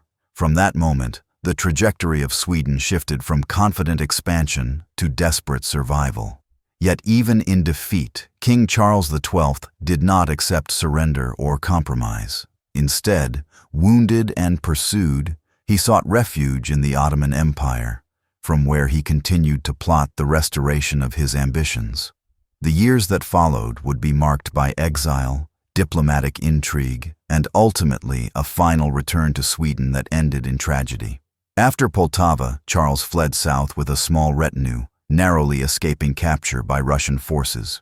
He crossed into Ottoman-controlled territory in the region of Moldavia, where he was received not as a defeated exile, but as a foreign monarch seeking protection. The Ottoman authorities, wary of Russian expansion and intrigued by the possibility of using Charles against their common enemy, permitted him to establish a residence near the town of Bender. For the next several years, Charles remained in Ottoman territory. His presence quickly became a diplomatic issue. The Russians, alarmed by the potential for Swedish-Ottoman cooperation, pressured the Ottomans to expel or arrest him. Charles, however, refused to leave. Instead, he lobbied the Ottoman court to declare war on Russia. His goal was to convince the Sultan to launch a new campaign that would force Tsar Peter the Great to retreat from the Baltic and abandon his advances. Charles's arguments found some support among Ottoman officials, especially those concerned with Russian incursions into the Black Sea region. In the year 1711, the Ottoman Empire declared war on Russia. The resulting conflict, though brief, ended in a limited Ottoman victory. Russian forces were surrounded at the Pruth River and forced to agree to terms that required the withdrawal of Russian troops from Ottoman lands. Despite this success, the Ottomans grew weary of Charles's continued presence.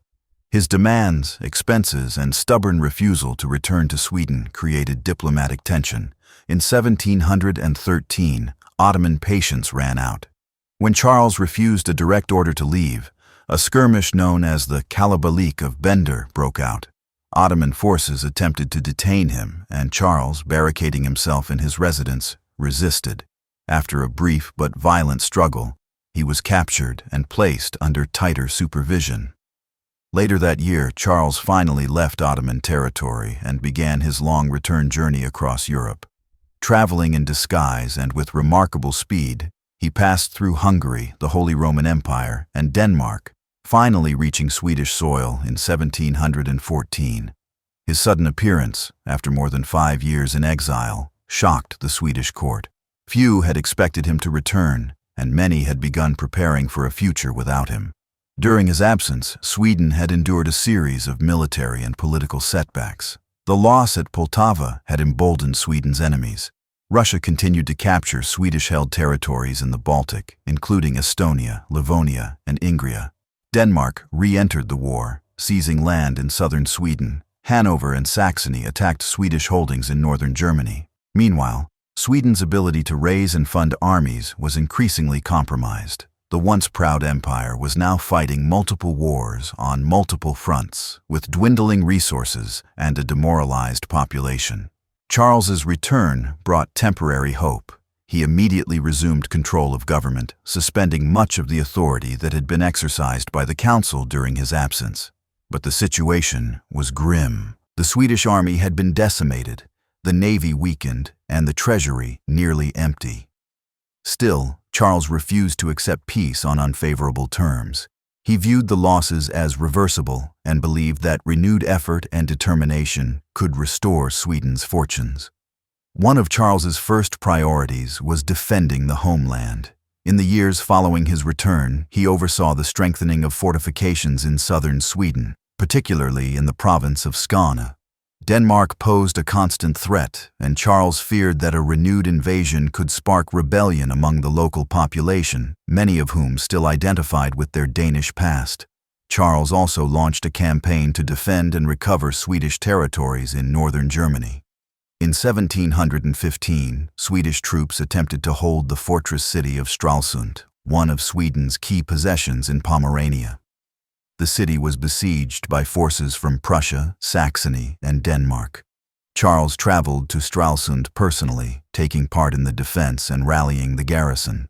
But despite his presence, the city eventually fell in 1715. The loss was another heavy blow to Swedish prestige. Refusing to give up, Charles turned to a bold and controversial strategy.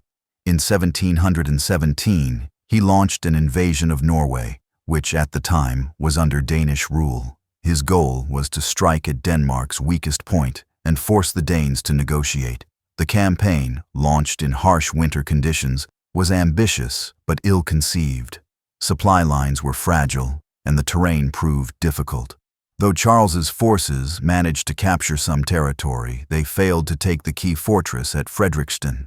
In the winter of 1718, Charles returned to Norway for a second campaign. Once again, he laid siege to Fredrikstad. On a cold December evening, while inspecting the trenches near the fortress, Charles was struck in the head by a bullet. He died instantly. The origin of the shot remains debated. Some believe it came from the enemy. Others suspect an assassin within his own ranks. Regardless of the source, the death of Charles XII brought an abrupt and dramatic end to an era. His death left the Swedish throne without a direct male heir, and it triggered a succession crisis. His sister, Ulrika Eleonora, was eventually accepted as queen, but only on the condition that she accept a constitutional monarchy. The age of absolute royal rule in Sweden had ended. Power shifted back to the Riksdag, and a new phase in Swedish politics began. The Great Northern War, which had begun with remarkable Swedish triumphs, reached its decisive and tragic turning point in the sweltering summer of the year 1709 on the wide plains of Ukraine. The Battle of Pultava was not merely a military defeat. It was the breaking point of an entire imperial order. From the ruins of that battlefield emerged not only a diminished Sweden, but also a new geopolitical reality in which Russia, under Tsar Peter the Great, would dominate the Baltic and much of northern Europe for generations to come. By the time Swedish forces arrived outside the fortified city of Pultava, Charles XII's army was already exhausted. The campaign into Russia had been plagued from the beginning by harsh conditions, overstretched supply lines, and the grinding effects of attrition. Thousands of men had already perished from exposure, hunger, and disease during the brutal winter of 1708 to 1709. Charles himself had suffered a severe foot injury during a skirmish near the Dnieper River, leaving him unable to walk or lead from horseback. He had to be carried into battle on a litter, a stark contrast to the energetic and fearless king of earlier campaigns. Despite these mounting difficulties, Charles remained determined to take the fight to the Russians. The fortified city of Pultava presented an appealing target. Capturing it would open the path to the south and potentially bring renewed support from the Ottoman Empire or the Cossack forces of Hetman Ivan Mazepa, whose alliance with Sweden had yet to yield significant reinforcement. Tsar Peter the Great, aware of the strategic importance of Pultava, had prepared extensively for a confrontation. His army, larger and better supplied than the Swedish force, had been drilled and restructured over the previous years. Russian artillery, once poorly managed and outdated, was now capable of field deployment and effective coordination with infantry maneuvers. Peter himself was present on the battlefield, commanding with energy and confidence. The Swedish army numbered approximately 20,000 men, while Russian forces were estimated at more than double that size. But it was not just numbers that tipped the balance. The Russians had fortified their positions and constructed a series of redoubts, small defensive fortifications, between the Swedish camp and the city. These redoubts were manned by musket and cannon and arranged to channel any attacking force into killing zones covered by crossfire. On the 28th of June, Charles ordered the attack. The Swedish plan relied on speed and discipline, the very tactics that had served them so well in earlier battles. However, the execution faltered almost immediately. Confusion in the early morning light led to miscommunication between units. The redoubts, far from being easily overrun, inflicted heavy losses. The Swedish right flank managed to break through but became separated from the center. The infantry could not maintain momentum, and the artillery, far inferior to the Russian batteries, was unable to provide support. Charles, confined to his stretcher, could not adjust the plan in real time. His subordinates, though experienced, were constrained by rigid pre-battle instructions. As the day wore on and the heat increased, Swedish morale began to collapse. Russian cavalry struck at the exposed flanks. Reinforcements from within Pultava emerged and joined the battle.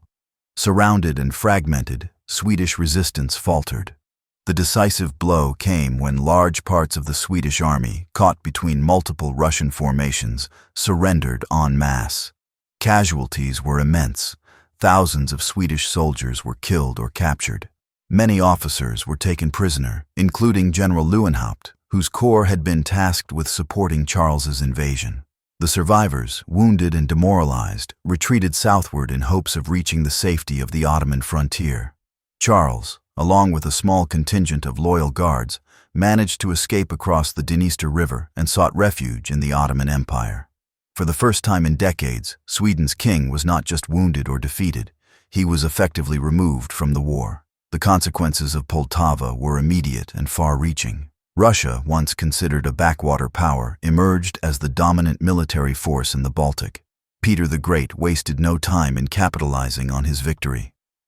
Russian troops swept through the eastern Baltic provinces, capturing Riga, Reval, and eventually securing the entirety of Livonia and Estonia. Swedish fortresses that had held for generations fell in rapid succession. Meanwhile, other powers seized the opportunity to strike. Denmark re-entered the war, attacking Swedish-held territories in southern Scandinavia. The Electorate of Hanover and the Kingdom of Prussia advanced into Swedish Pomerania. Even within the Holy Roman Empire, former Swedish allies shifted allegiances, eager to claim parts of the empire's diminishing German holdings.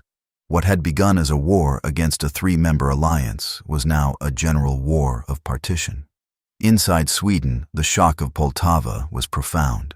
The once celebrated narrative of invincibility collapsed. With the king absent and wounded and the army in ruins, the burden of defense fell upon regional commanders and the increasingly overtaxed population. The economy, already strained by years of warfare, began to falter. Grain shortages led to hunger in some provinces, while conscription depleted the labor force. The central government continued to function, but its reach grew more limited with each lost battle.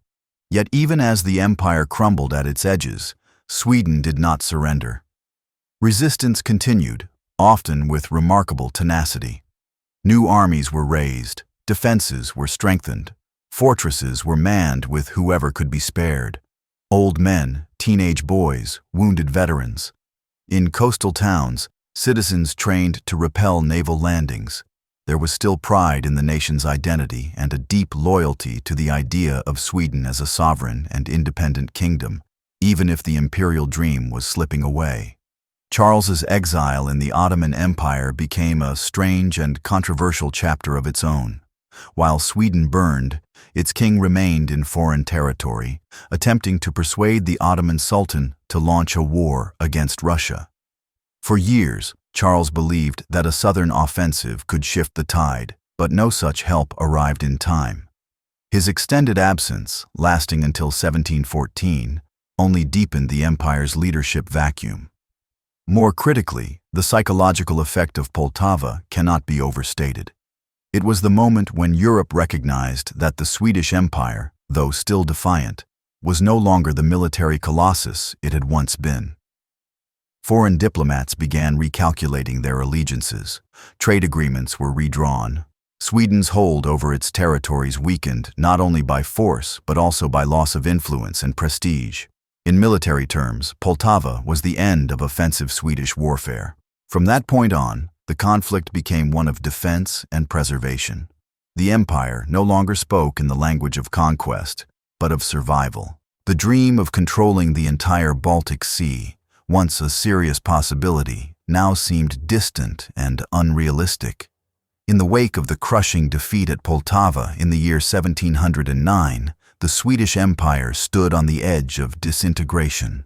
For the first time in over a century, its military power had been broken, its territories were under siege, and its king was absent from his kingdom. Yet, against all odds, Sweden did not surrender. What followed was not a swift collapse, but a long, stubborn resistance and a final attempt to reclaim lost glory. The next decade would be marked by desperation, determination, and the personal will of a king who refused to yield, even as the empire crumbled around him. Charles XII's exile in the Ottoman Empire began under dramatic circumstances. After fleeing the battlefield of Pultava, he and a small entourage arrived in Moldavia, where the Ottoman authorities allowed him to take refuge in the town of Bender. Although treated with respect, Charles's presence quickly became a diplomatic nuisance for the Ottoman leadership. The king spent his years there urging the Sultan to go to war with Russia, offering military and political arguments meant to persuade the court to action. For a brief period, his appeals worked. Tensions between the Ottoman Empire and Russia escalated into war. In the campaign along the Pruth River in the year 1711, Russian forces under Tsar Peter the Great were surrounded and forced into a treaty that required them to withdraw from Ottoman territory. This victory gave Charles hope that his alliance might yet shift the balance of the wider war. But the Ottomans, unwilling to commit to a broader conflict on Charles's behalf, soon sought peace and moved to curtail the king's influence at court. Charles, increasingly frustrated, refused to leave Ottoman territory. When Ottoman officials insisted he return to Sweden, he barricaded himself in his residence and resisted their attempts to remove him. This standoff, known as the Kalabalik of Bender, ended in a brief skirmish in which Charles was captured by Ottoman troops. Though treated well after his arrest, the message was clear. He was no longer welcome. In the autumn of the year 1714, Charles finally departed for Sweden. His journey across Europe was swift and dramatic. Traveling in disguise and often on horseback, he covered thousands of kilometers in a matter of weeks. His return to Sweden, after nearly 5 years in exile, astonished both allies and enemies. The kingdom he returned to was weary, under siege, and politically unstable. During his absence, Sweden had suffered repeated invasions. Russia had seized large portions of the eastern Baltic, including Estonia and Livonia. Denmark had attacked southern Sweden and Norway. Prussia and Hanover had taken Swedish possessions in northern Germany. At home, the economy was in shambles, the population overtaxed, and the army depleted. The once proud empire now faced war on multiple fronts with limited capacity to resist. Despite these challenges, Charles immediately resumed control of the government. He refused to summon the Riksdag and instead ruled as an absolute monarch, relying on a small circle of loyal advisors. His priorities were clear: rearm Sweden, defend what remained, and prepare for renewed campaigns to regain lost territory. The king believed that only through action and continued resistance could Sweden force its enemies to negotiate on equal terms. His first efforts were directed at fortifying the homeland. Charles ordered the strengthening of defensive positions along the coasts, particularly in Skåne and Bohuslän, where Danish incursions remained a threat. He reorganized the army using what resources remained, raising new regiments through conscription and the military allotment system. Officers were promoted based on loyalty and competence, and new training measures were introduced to restore discipline and morale. In the year 1715, Charles turned his attention to Pomerania, Sweden's last significant holding in northern Germany. The city of Stralsund, heavily fortified and strategically important, was under siege by a coalition of Prussian, Danish, and Saxon forces. Charles traveled to Stralsund in person, determined to lead the defense. For several months, he directed operations, rallied troops, and coordinated sorties against the besieging forces. Despite his efforts, Stralsund could not hold. In December of the same year, after a prolonged siege and heavy bombardment, the city fell. Charles narrowly escaped by sea, returning to Swedish territory just ahead of the advancing coalition. The loss of Stralsund was another serious blow to the empire, effectively ending Sweden's presence in Germany. With hopes of reclaiming the Baltic provinces and northern Germany fading, Charles sought a new path to shift the balance: Norway. In the years 1716 and 1717, he launched 2 military campaigns into Norwegian territory, then under Danish rule. His objective was to seize key fortresses and force Denmark into a separate peace. By opening a new front, he hoped to relieve pressure on southern Sweden and restore his leverage in negotiations. The first campaign achieved limited success, but failed to take any major strongholds. The second campaign, launched in late 1718, focused on the fortress of Fredriksten in southeastern Norway. Charles established his headquarters near the siege lines and directed operations personally, despite cold weather and challenging terrain. It was during this campaign that Charles met his end. On the 30th of November in the year 1718, Charles XII was inspecting trenches near Fredriksten when he was struck in the head by a bullet. He died instantly. The shot's origin remains debated. Some believe it came from Danish defenders, while others have speculated about the possibility of an assassination from within his own ranks. Whatever the cause, the result was the same: the death of the last warrior king of Sweden and the end of an era. Charles's death left a power vacuum. He had no heirs, and the succession passed to his sister, Ulrika Eleonora. She was accepted as queen on the condition that she renounce absolutism and agree to a new constitutional framework. The Riksdag reasserted its authority, and Sweden entered a new political era, the Age of Liberty, marked by parliamentary governance and reduced royal power. The death of Charles XII in the final days of the year 1718 marked the end of Sweden's last serious attempt to reclaim its place as a dominant European power.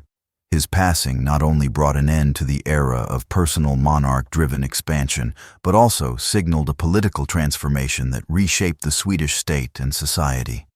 In the years that followed, the empire would begin to disintegrate formally, with a series of treaties that surrendered lands and prestige accumulated over the previous century. By the early decades of the 18th century, the Swedish Empire was no more. What remained was a smaller, humbled kingdom, one still sovereign, but no longer central to European affairs. In the immediate aftermath of Charles's death, the issue of succession had to be resolved quickly. The crown passed to his sister, Ulrika Eleonora, who had been acting in a supporting political role during his later years. But her accession was not unconditional. The Swedish nobility and the Riksdag demanded that she renounce the absolute monarchy that her father had established and that her brother had maintained. She reluctantly agreed, accepting a new constitutional framework that gave greater authority to the Riksdag and significantly curtailed royal power. This marked the beginning of what became known as the Age of Liberty. Although Sweden would remain a monarchy, real power would now reside in elected assemblies and councils. The political shift was dramatic, reflecting both war fatigue and a desire to prevent another unchecked monarch from dragging the country into ruinous conflicts. But constitutional reform could not change the fact that Sweden was still at war, and still losing. Even before Charles's death, Sweden had suffered tremendous territorial losses. The eastern Baltic provinces, including Livonia, Estonia, and Ingria, had fallen to Russia. The fortress cities of Riga, Reval, and Narva were now under Russian control. These were not just outposts, they were central to Sweden's influence in the region, and had served as vital economic and strategic hubs. Their loss meant the effective end of Swedish hegemony in the Baltic. In the north, Finland, long under Swedish rule, had been invaded and partially occupied by Russian forces. Though Finland would eventually be returned to Swedish control, the occupation left deep scars, and Russian influence would continue to loom over the region. In the south, Denmark had renewed its claims to territories lost in earlier wars. Swedish provinces such as Skåne, Holland, and Blekinge remained under Swedish control, but only through determined military resistance and fortification. Other southern possessions, including holdings in northern Germany such as Bremen-Verden and parts of Pomerania, were also under threat from multiple directions, Prussia, Hanover, and Saxony among them. Sweden's once proud navy, the backbone of its Baltic strategy, had been severely diminished. Years of blockade, battle losses, and limited shipbuilding capacity had reduced it to a fraction of its former strength. This loss of maritime dominance further hindered Sweden's ability to project power and defend its far-flung possessions. Faced with these mounting losses and without the leadership of Charles XII, Sweden began the long process of negotiating peace. The first major settlement came with the Treaty of Stockholm in the year 1720. This treaty was actually a series of agreements with different states, including Hanover and Prussia. In these arrangements, Sweden ceded Bremen-Verden to Hanover and much of Swedish Pomerania south of the Peene River to Prussia. These concessions marked the formal withdrawal of Sweden from its imperial presence in the German-speaking territories. Soon after, the Treaty of Frederiksborg was signed with Denmark in the year 1720. Sweden agreed to pay reparations and confirm earlier territorial arrangements.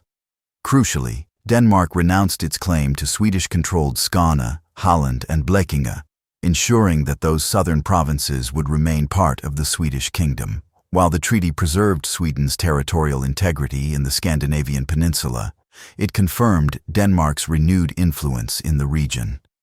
The most consequential treaty, however, was signed in the city of Nystad in the year 1721.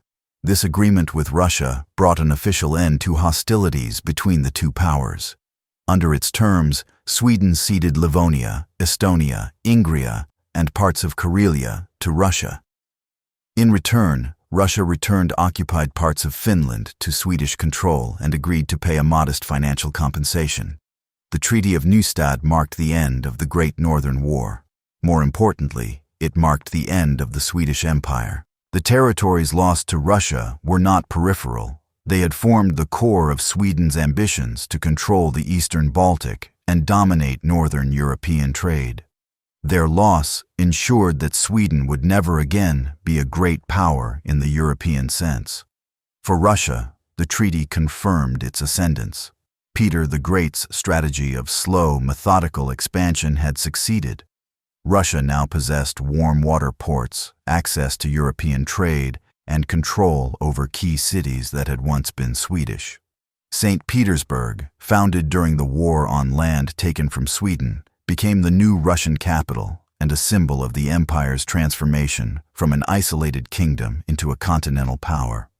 Sweden, by contrast, entered a period of introspection and retrenchment. The Age of Liberty, though fraught with its own political struggles, brought a measure of stability. The monarchy, now largely ceremonial, gave way to rule by political factions and parliamentary institutions. New political parties emerged, chief among them the Hats and the Caps, which would dominate Swedish politics for decades. The economy, battered by years of war, began a slow recovery. Trade networks were reoriented toward domestic markets and neutral partners. Military reforms reduced the size of the standing army and navy, though both remained professional and competent by the standards of the time. Sweden retained its independence, its cultural vitality, and its internal cohesion, but it no longer played a central role in shaping the affairs of Europe. Despite this reduction in status, the memory of the empire endured. The age of Gustavus Adolphus, the campaigns of Charles X, and the daring of Charles XII continued to inspire pride and reflection. The sacrifices made, the territories won and lost, and the institutions built during the imperial era left a lasting imprint on the Swedish national identity. With the signing of the Treaty of Nystad in the early 18th century, the Swedish Empire ceased to exist as a major European power. The loss of its Baltic possessions, the dissolution of its German holdings, and the death of Charles XII left Sweden humbled, wounded, and transformed. Yet even in this moment of national decline, something remarkable happened. The kingdom chose not to retreat into political chaos or revert to autocratic rule. Instead, Sweden entered an era of constitutional experimentation, civic discourse, and limited parliamentary governance that would come to be known as the Age of Liberty. Spanning the period from the early 1720s to the early 1770s, the Age of Liberty was not simply a pause in Sweden's military ambitions. It was a profound political transformation, a deliberate attempt to replace monarchical absolutism with rule by law, by representative institutions, and by public debate. The term liberty did not imply democracy in the modern sense, but it did signal a departure from the centralized, militarized monarchy that had defined the Swedish Empire in the previous century. The shift began immediately after the death of Charles XII. His sister and successor, Ulrika Eleonora, was accepted as monarch by the Riksdag, but only on strict terms. She had to renounce the absolute powers held by her father and brother, and agree to a new constitutional framework. Under this arrangement, the monarchy became largely ceremonial, and the real authority passed to the Riksdag, a four-estate parliament composed of the nobility, clergy, burghers, and peasants. In this new political order, the monarchy retained some executive functions, but legislation, foreign policy, taxation, and most matters of governance were handled by the Riksdag and a new administrative body called the Council of the Realm. The council was chosen by the Riksdag and served as a kind of parliamentary cabinet, responsible for carrying out state functions in collaboration with the estates. The monarch could propose but not implement laws, and could be overruled by parliamentary majority. The Riksdag itself was not a purely democratic institution. The four estates voted separately, and decisions required concurrence among them. The nobility still held disproportionate influence, particularly in military and foreign affairs, while the peasantry, the fourth estate, had the least institutional power. Still, the mere fact that legislative authority had shifted from monarch to parliament was revolutionary by early 18th century standards. Sweden was now one of the few European states operating under a constitutional system of government. Political life during the Age of Liberty was also shaped by the emergence of formal political factions. Two primary groups dominated the scene: the hats and the caps. The hats, so named for the elegant headwear favored by their aristocratic members, were a pro-war, pro-France faction that favored a strong military, a revival of Swedish prestige, and closer ties with the French monarchy. Many hats were drawn from the old nobility and military officer corps. They believed that Sweden's losses in the Great Northern War could be reversed with the right alliances and strategic timing. The caps, by contrast, were more cautious.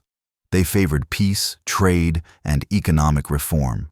More aligned with mercantile and agricultural interests, the caps sought to avoid costly foreign entanglements and to reduce the power of the aristocracy. They were often supported by the clergy, urban bourgeoisie, and segments of the peasantry. This factional rivalry gave Swedish politics a modern parliamentary character. Debates in the Riksdag were often sharp, with newspapers and pamphlets informing and shaping public opinion. Corruption and intrigue were common, especially as foreign powers such as France and Russia sought to influence internal Swedish decisions through bribes and alliances with one faction or another. Under the early dominance of the caps, Sweden pursued a policy of neutrality. Trade flourished, particularly with Britain and the Dutch Republic. Economic reforms were introduced, including more efficient taxation and investment in agricultural improvement. The Swedish East India Company, founded in the early 1730s, brought exotic goods from Asia and helped finance a cultural renaissance in Stockholm and other cities. Scientific and intellectual life also flourished during this period. Swedish thinkers such as Anders Celsius and Carl Linnaeus gained international recognition. Universities expanded their curricula, and salons hosted discussions of philosophy, natural science, and law. The Lutheran Church remained the official religion, but censorship eased somewhat, and criticism of the government was tolerated within limits. Yet the Age of Liberty was not without its problems. The new parliamentary system struggled with inefficiency and partisanship. The factionalism between hats and caps often led to policy paralysis or abrupt swings in direction. Corruption remained a constant issue. The reliance on foreign subsidies, especially French funds to support the hats, undermined political independence. The hats eventually came to power in the 1730s and soon led Sweden into another ill-fated war. Seeking to regain lost prestige, they declared war on Russia in what became known as the Russo-Swedish War of the early 1740s. The conflict ended in failure. Swedish forces were outmatched, and the Treaty of Åbo reaffirmed Russia's control over Finland's eastern frontier. The war discredited the hats, but they remained in power for several more decades, pursuing a blend of economic nationalism, courtly elegance, and cautious reform.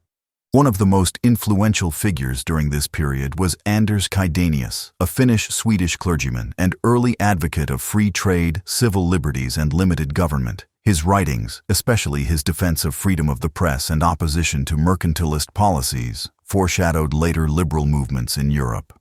Chydenius played a central role in drafting Sweden's Freedom of the Press Act in the early 1760s, making Sweden the first country in the world to constitutionally protect press freedom. Yet the Age of Liberty also sowed the seeds of its own decline.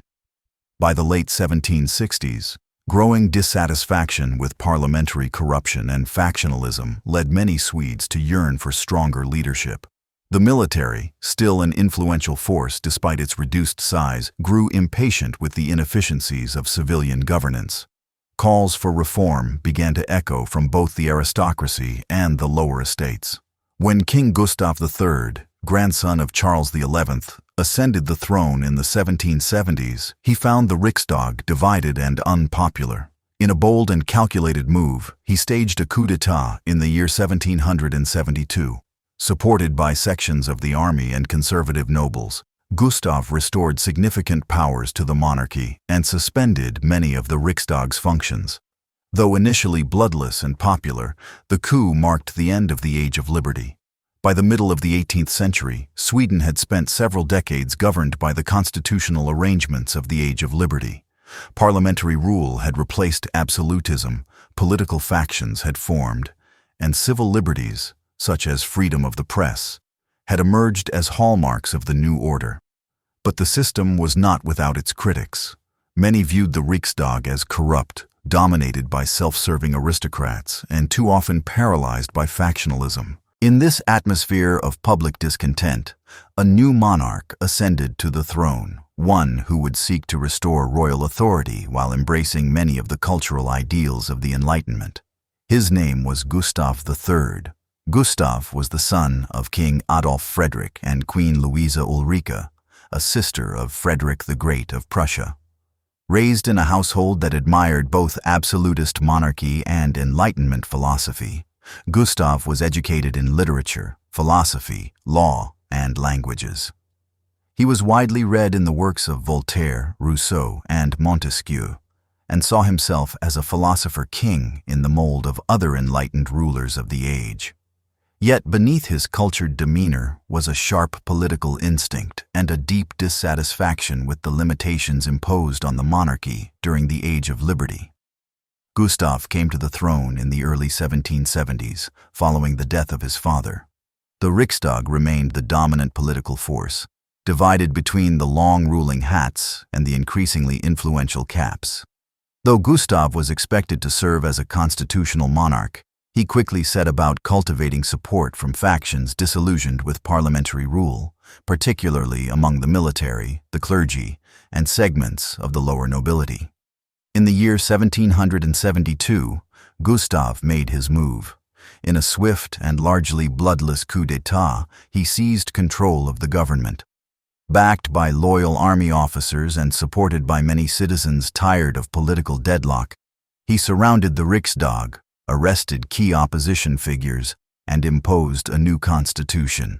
This document dramatically reduced the power of the Riksdag, curtailed the influence of political parties, and restored executive authority to the crown. Gustav III had become an absolute monarch, but he sought to rule not as a tyrant, but as a reformer. In the years that followed, Gustav launched a wide array of reforms aimed at modernizing Swedish society and strengthening the state. Inspired by Enlightenment ideals, he promoted education, freedom of trade, and religious tolerance. He reformed the legal system, reducing the use of torture and simplifying criminal procedures. He encouraged the arts, literature, and theater, founding the Swedish Academy and supporting the Royal Opera and Royal Theatre in Stockholm. Under his patronage, the Swedish capital became a vibrant center of cultural life. One of his earliest and most significant acts was to strengthen royal control over the military. Learning from the mistakes of earlier monarchs who had lost the confidence of the officer corps, Gustav invested heavily in the army and navy, improved training, and raised morale. These measures not only reinforced his authority but also prepared Sweden for renewed foreign engagement. In the realm of economics, Gustav supported free trade policies that challenged the restrictive guild system and reduced internal tariffs. He attempted to modernize agriculture and industry by encouraging innovation and investing in infrastructure.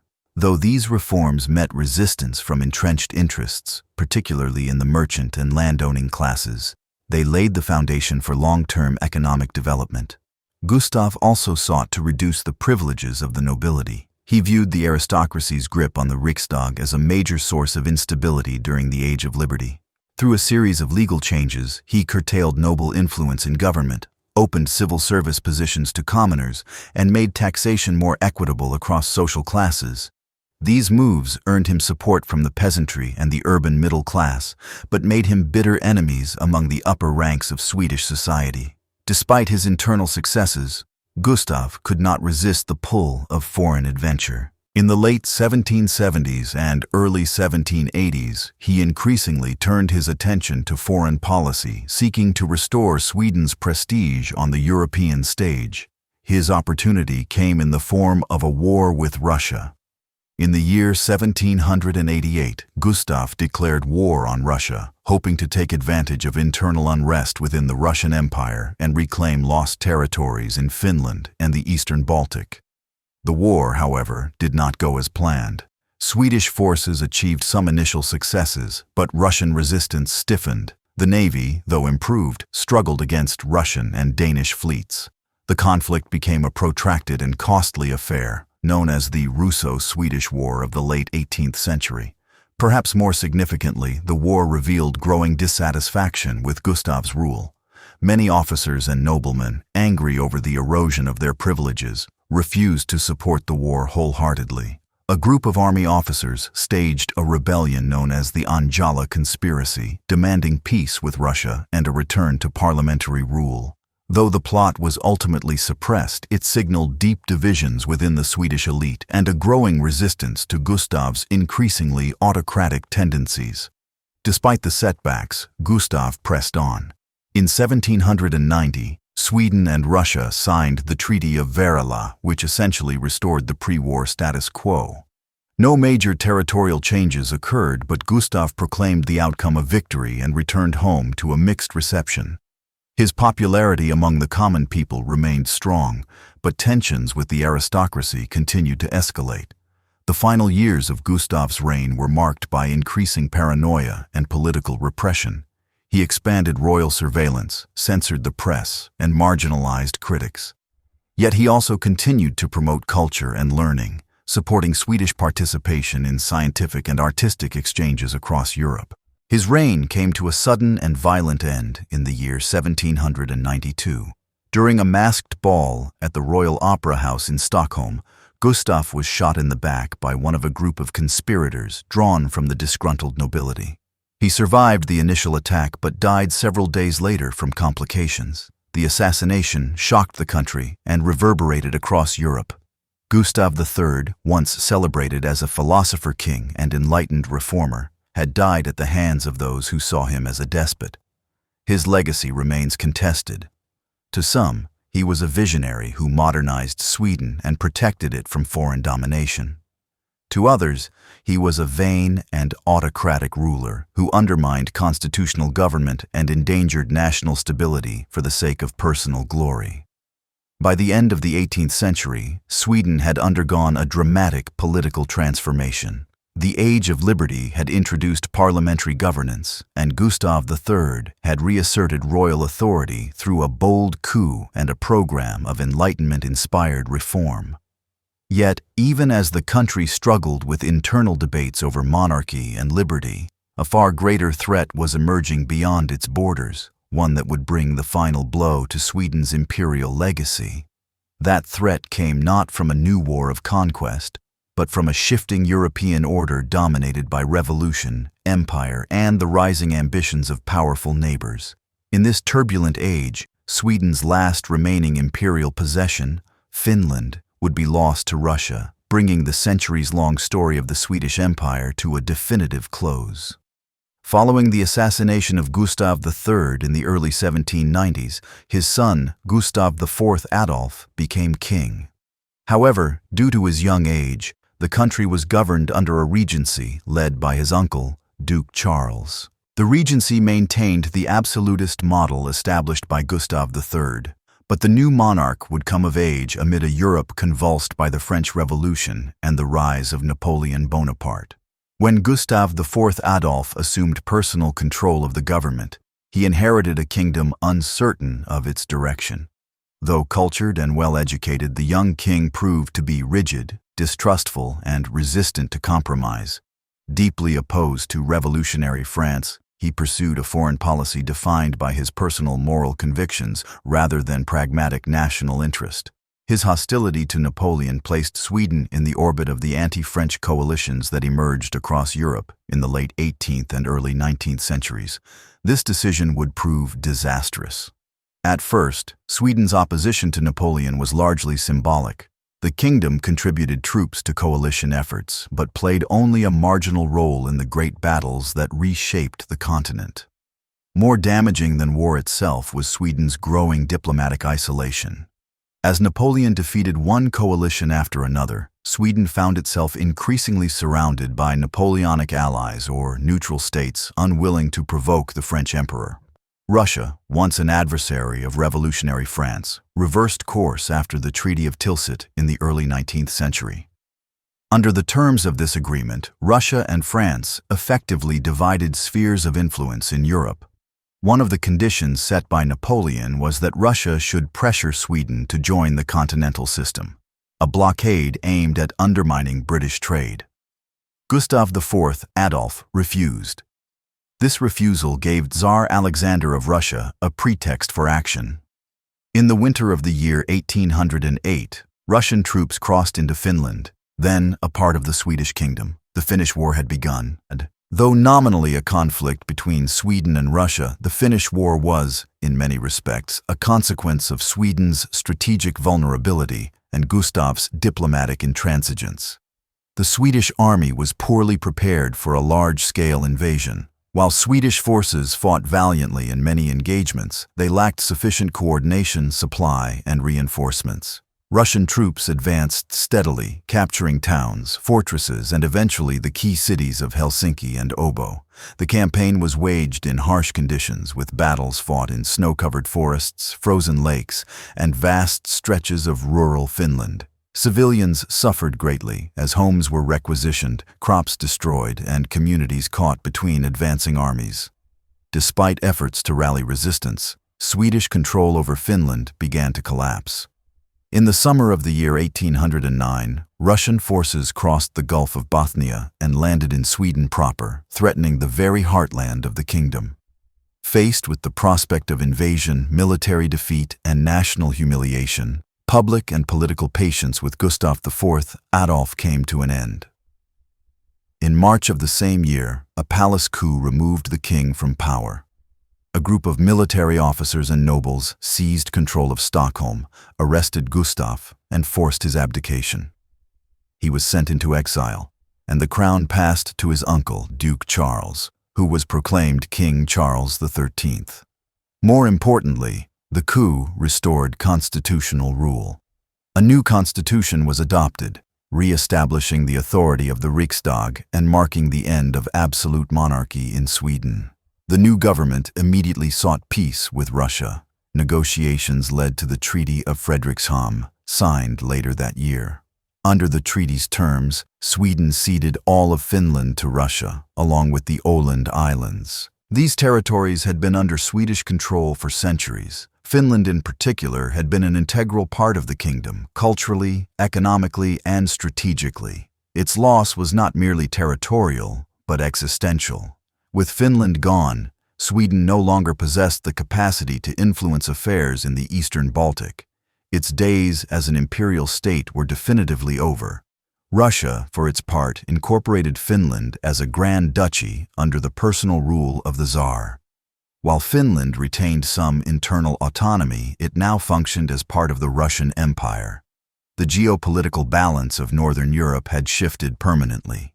Russia, not Sweden, now controlled the eastern Baltic, and St. Petersburg, built on land taken from Sweden a century earlier, stood as a symbol of Russian power in the region.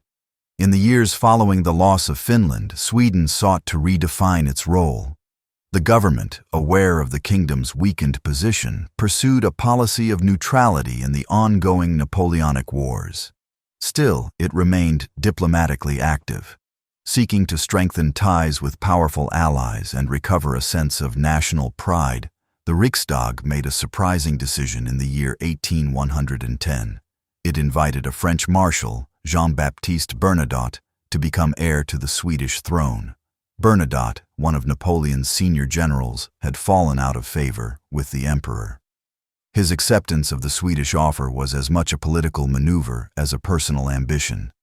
He converted to Lutheranism, adopted the name Charles John, and positioned himself as a loyal servant of Swedish interests.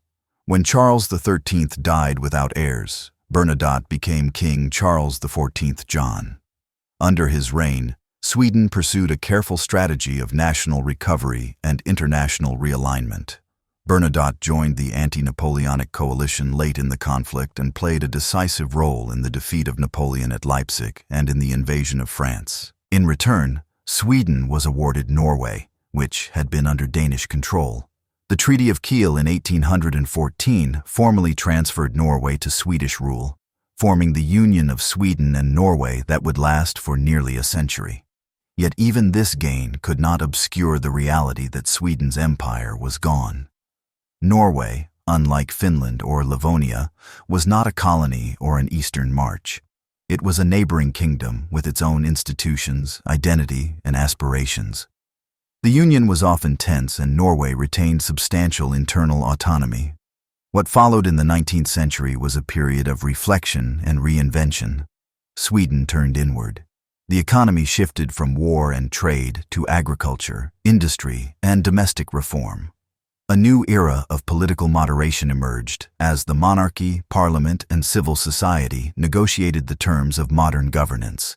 In time, Sweden would become known not for empire or warfare, but for neutrality, diplomacy, and social development. But the memory of empire did not vanish. The Swedish Empire, once feared and admired across Europe, had left behind a legacy of military innovation, legal reform, and cultural identity that shaped the modern Swedish state. The fall of Finland was the final chapter in that imperial story, not only a military defeat, but a moment of transformation. With its eastern frontier lost, Sweden was forced to become something new, not an empire of conquest, but a nation of compromise.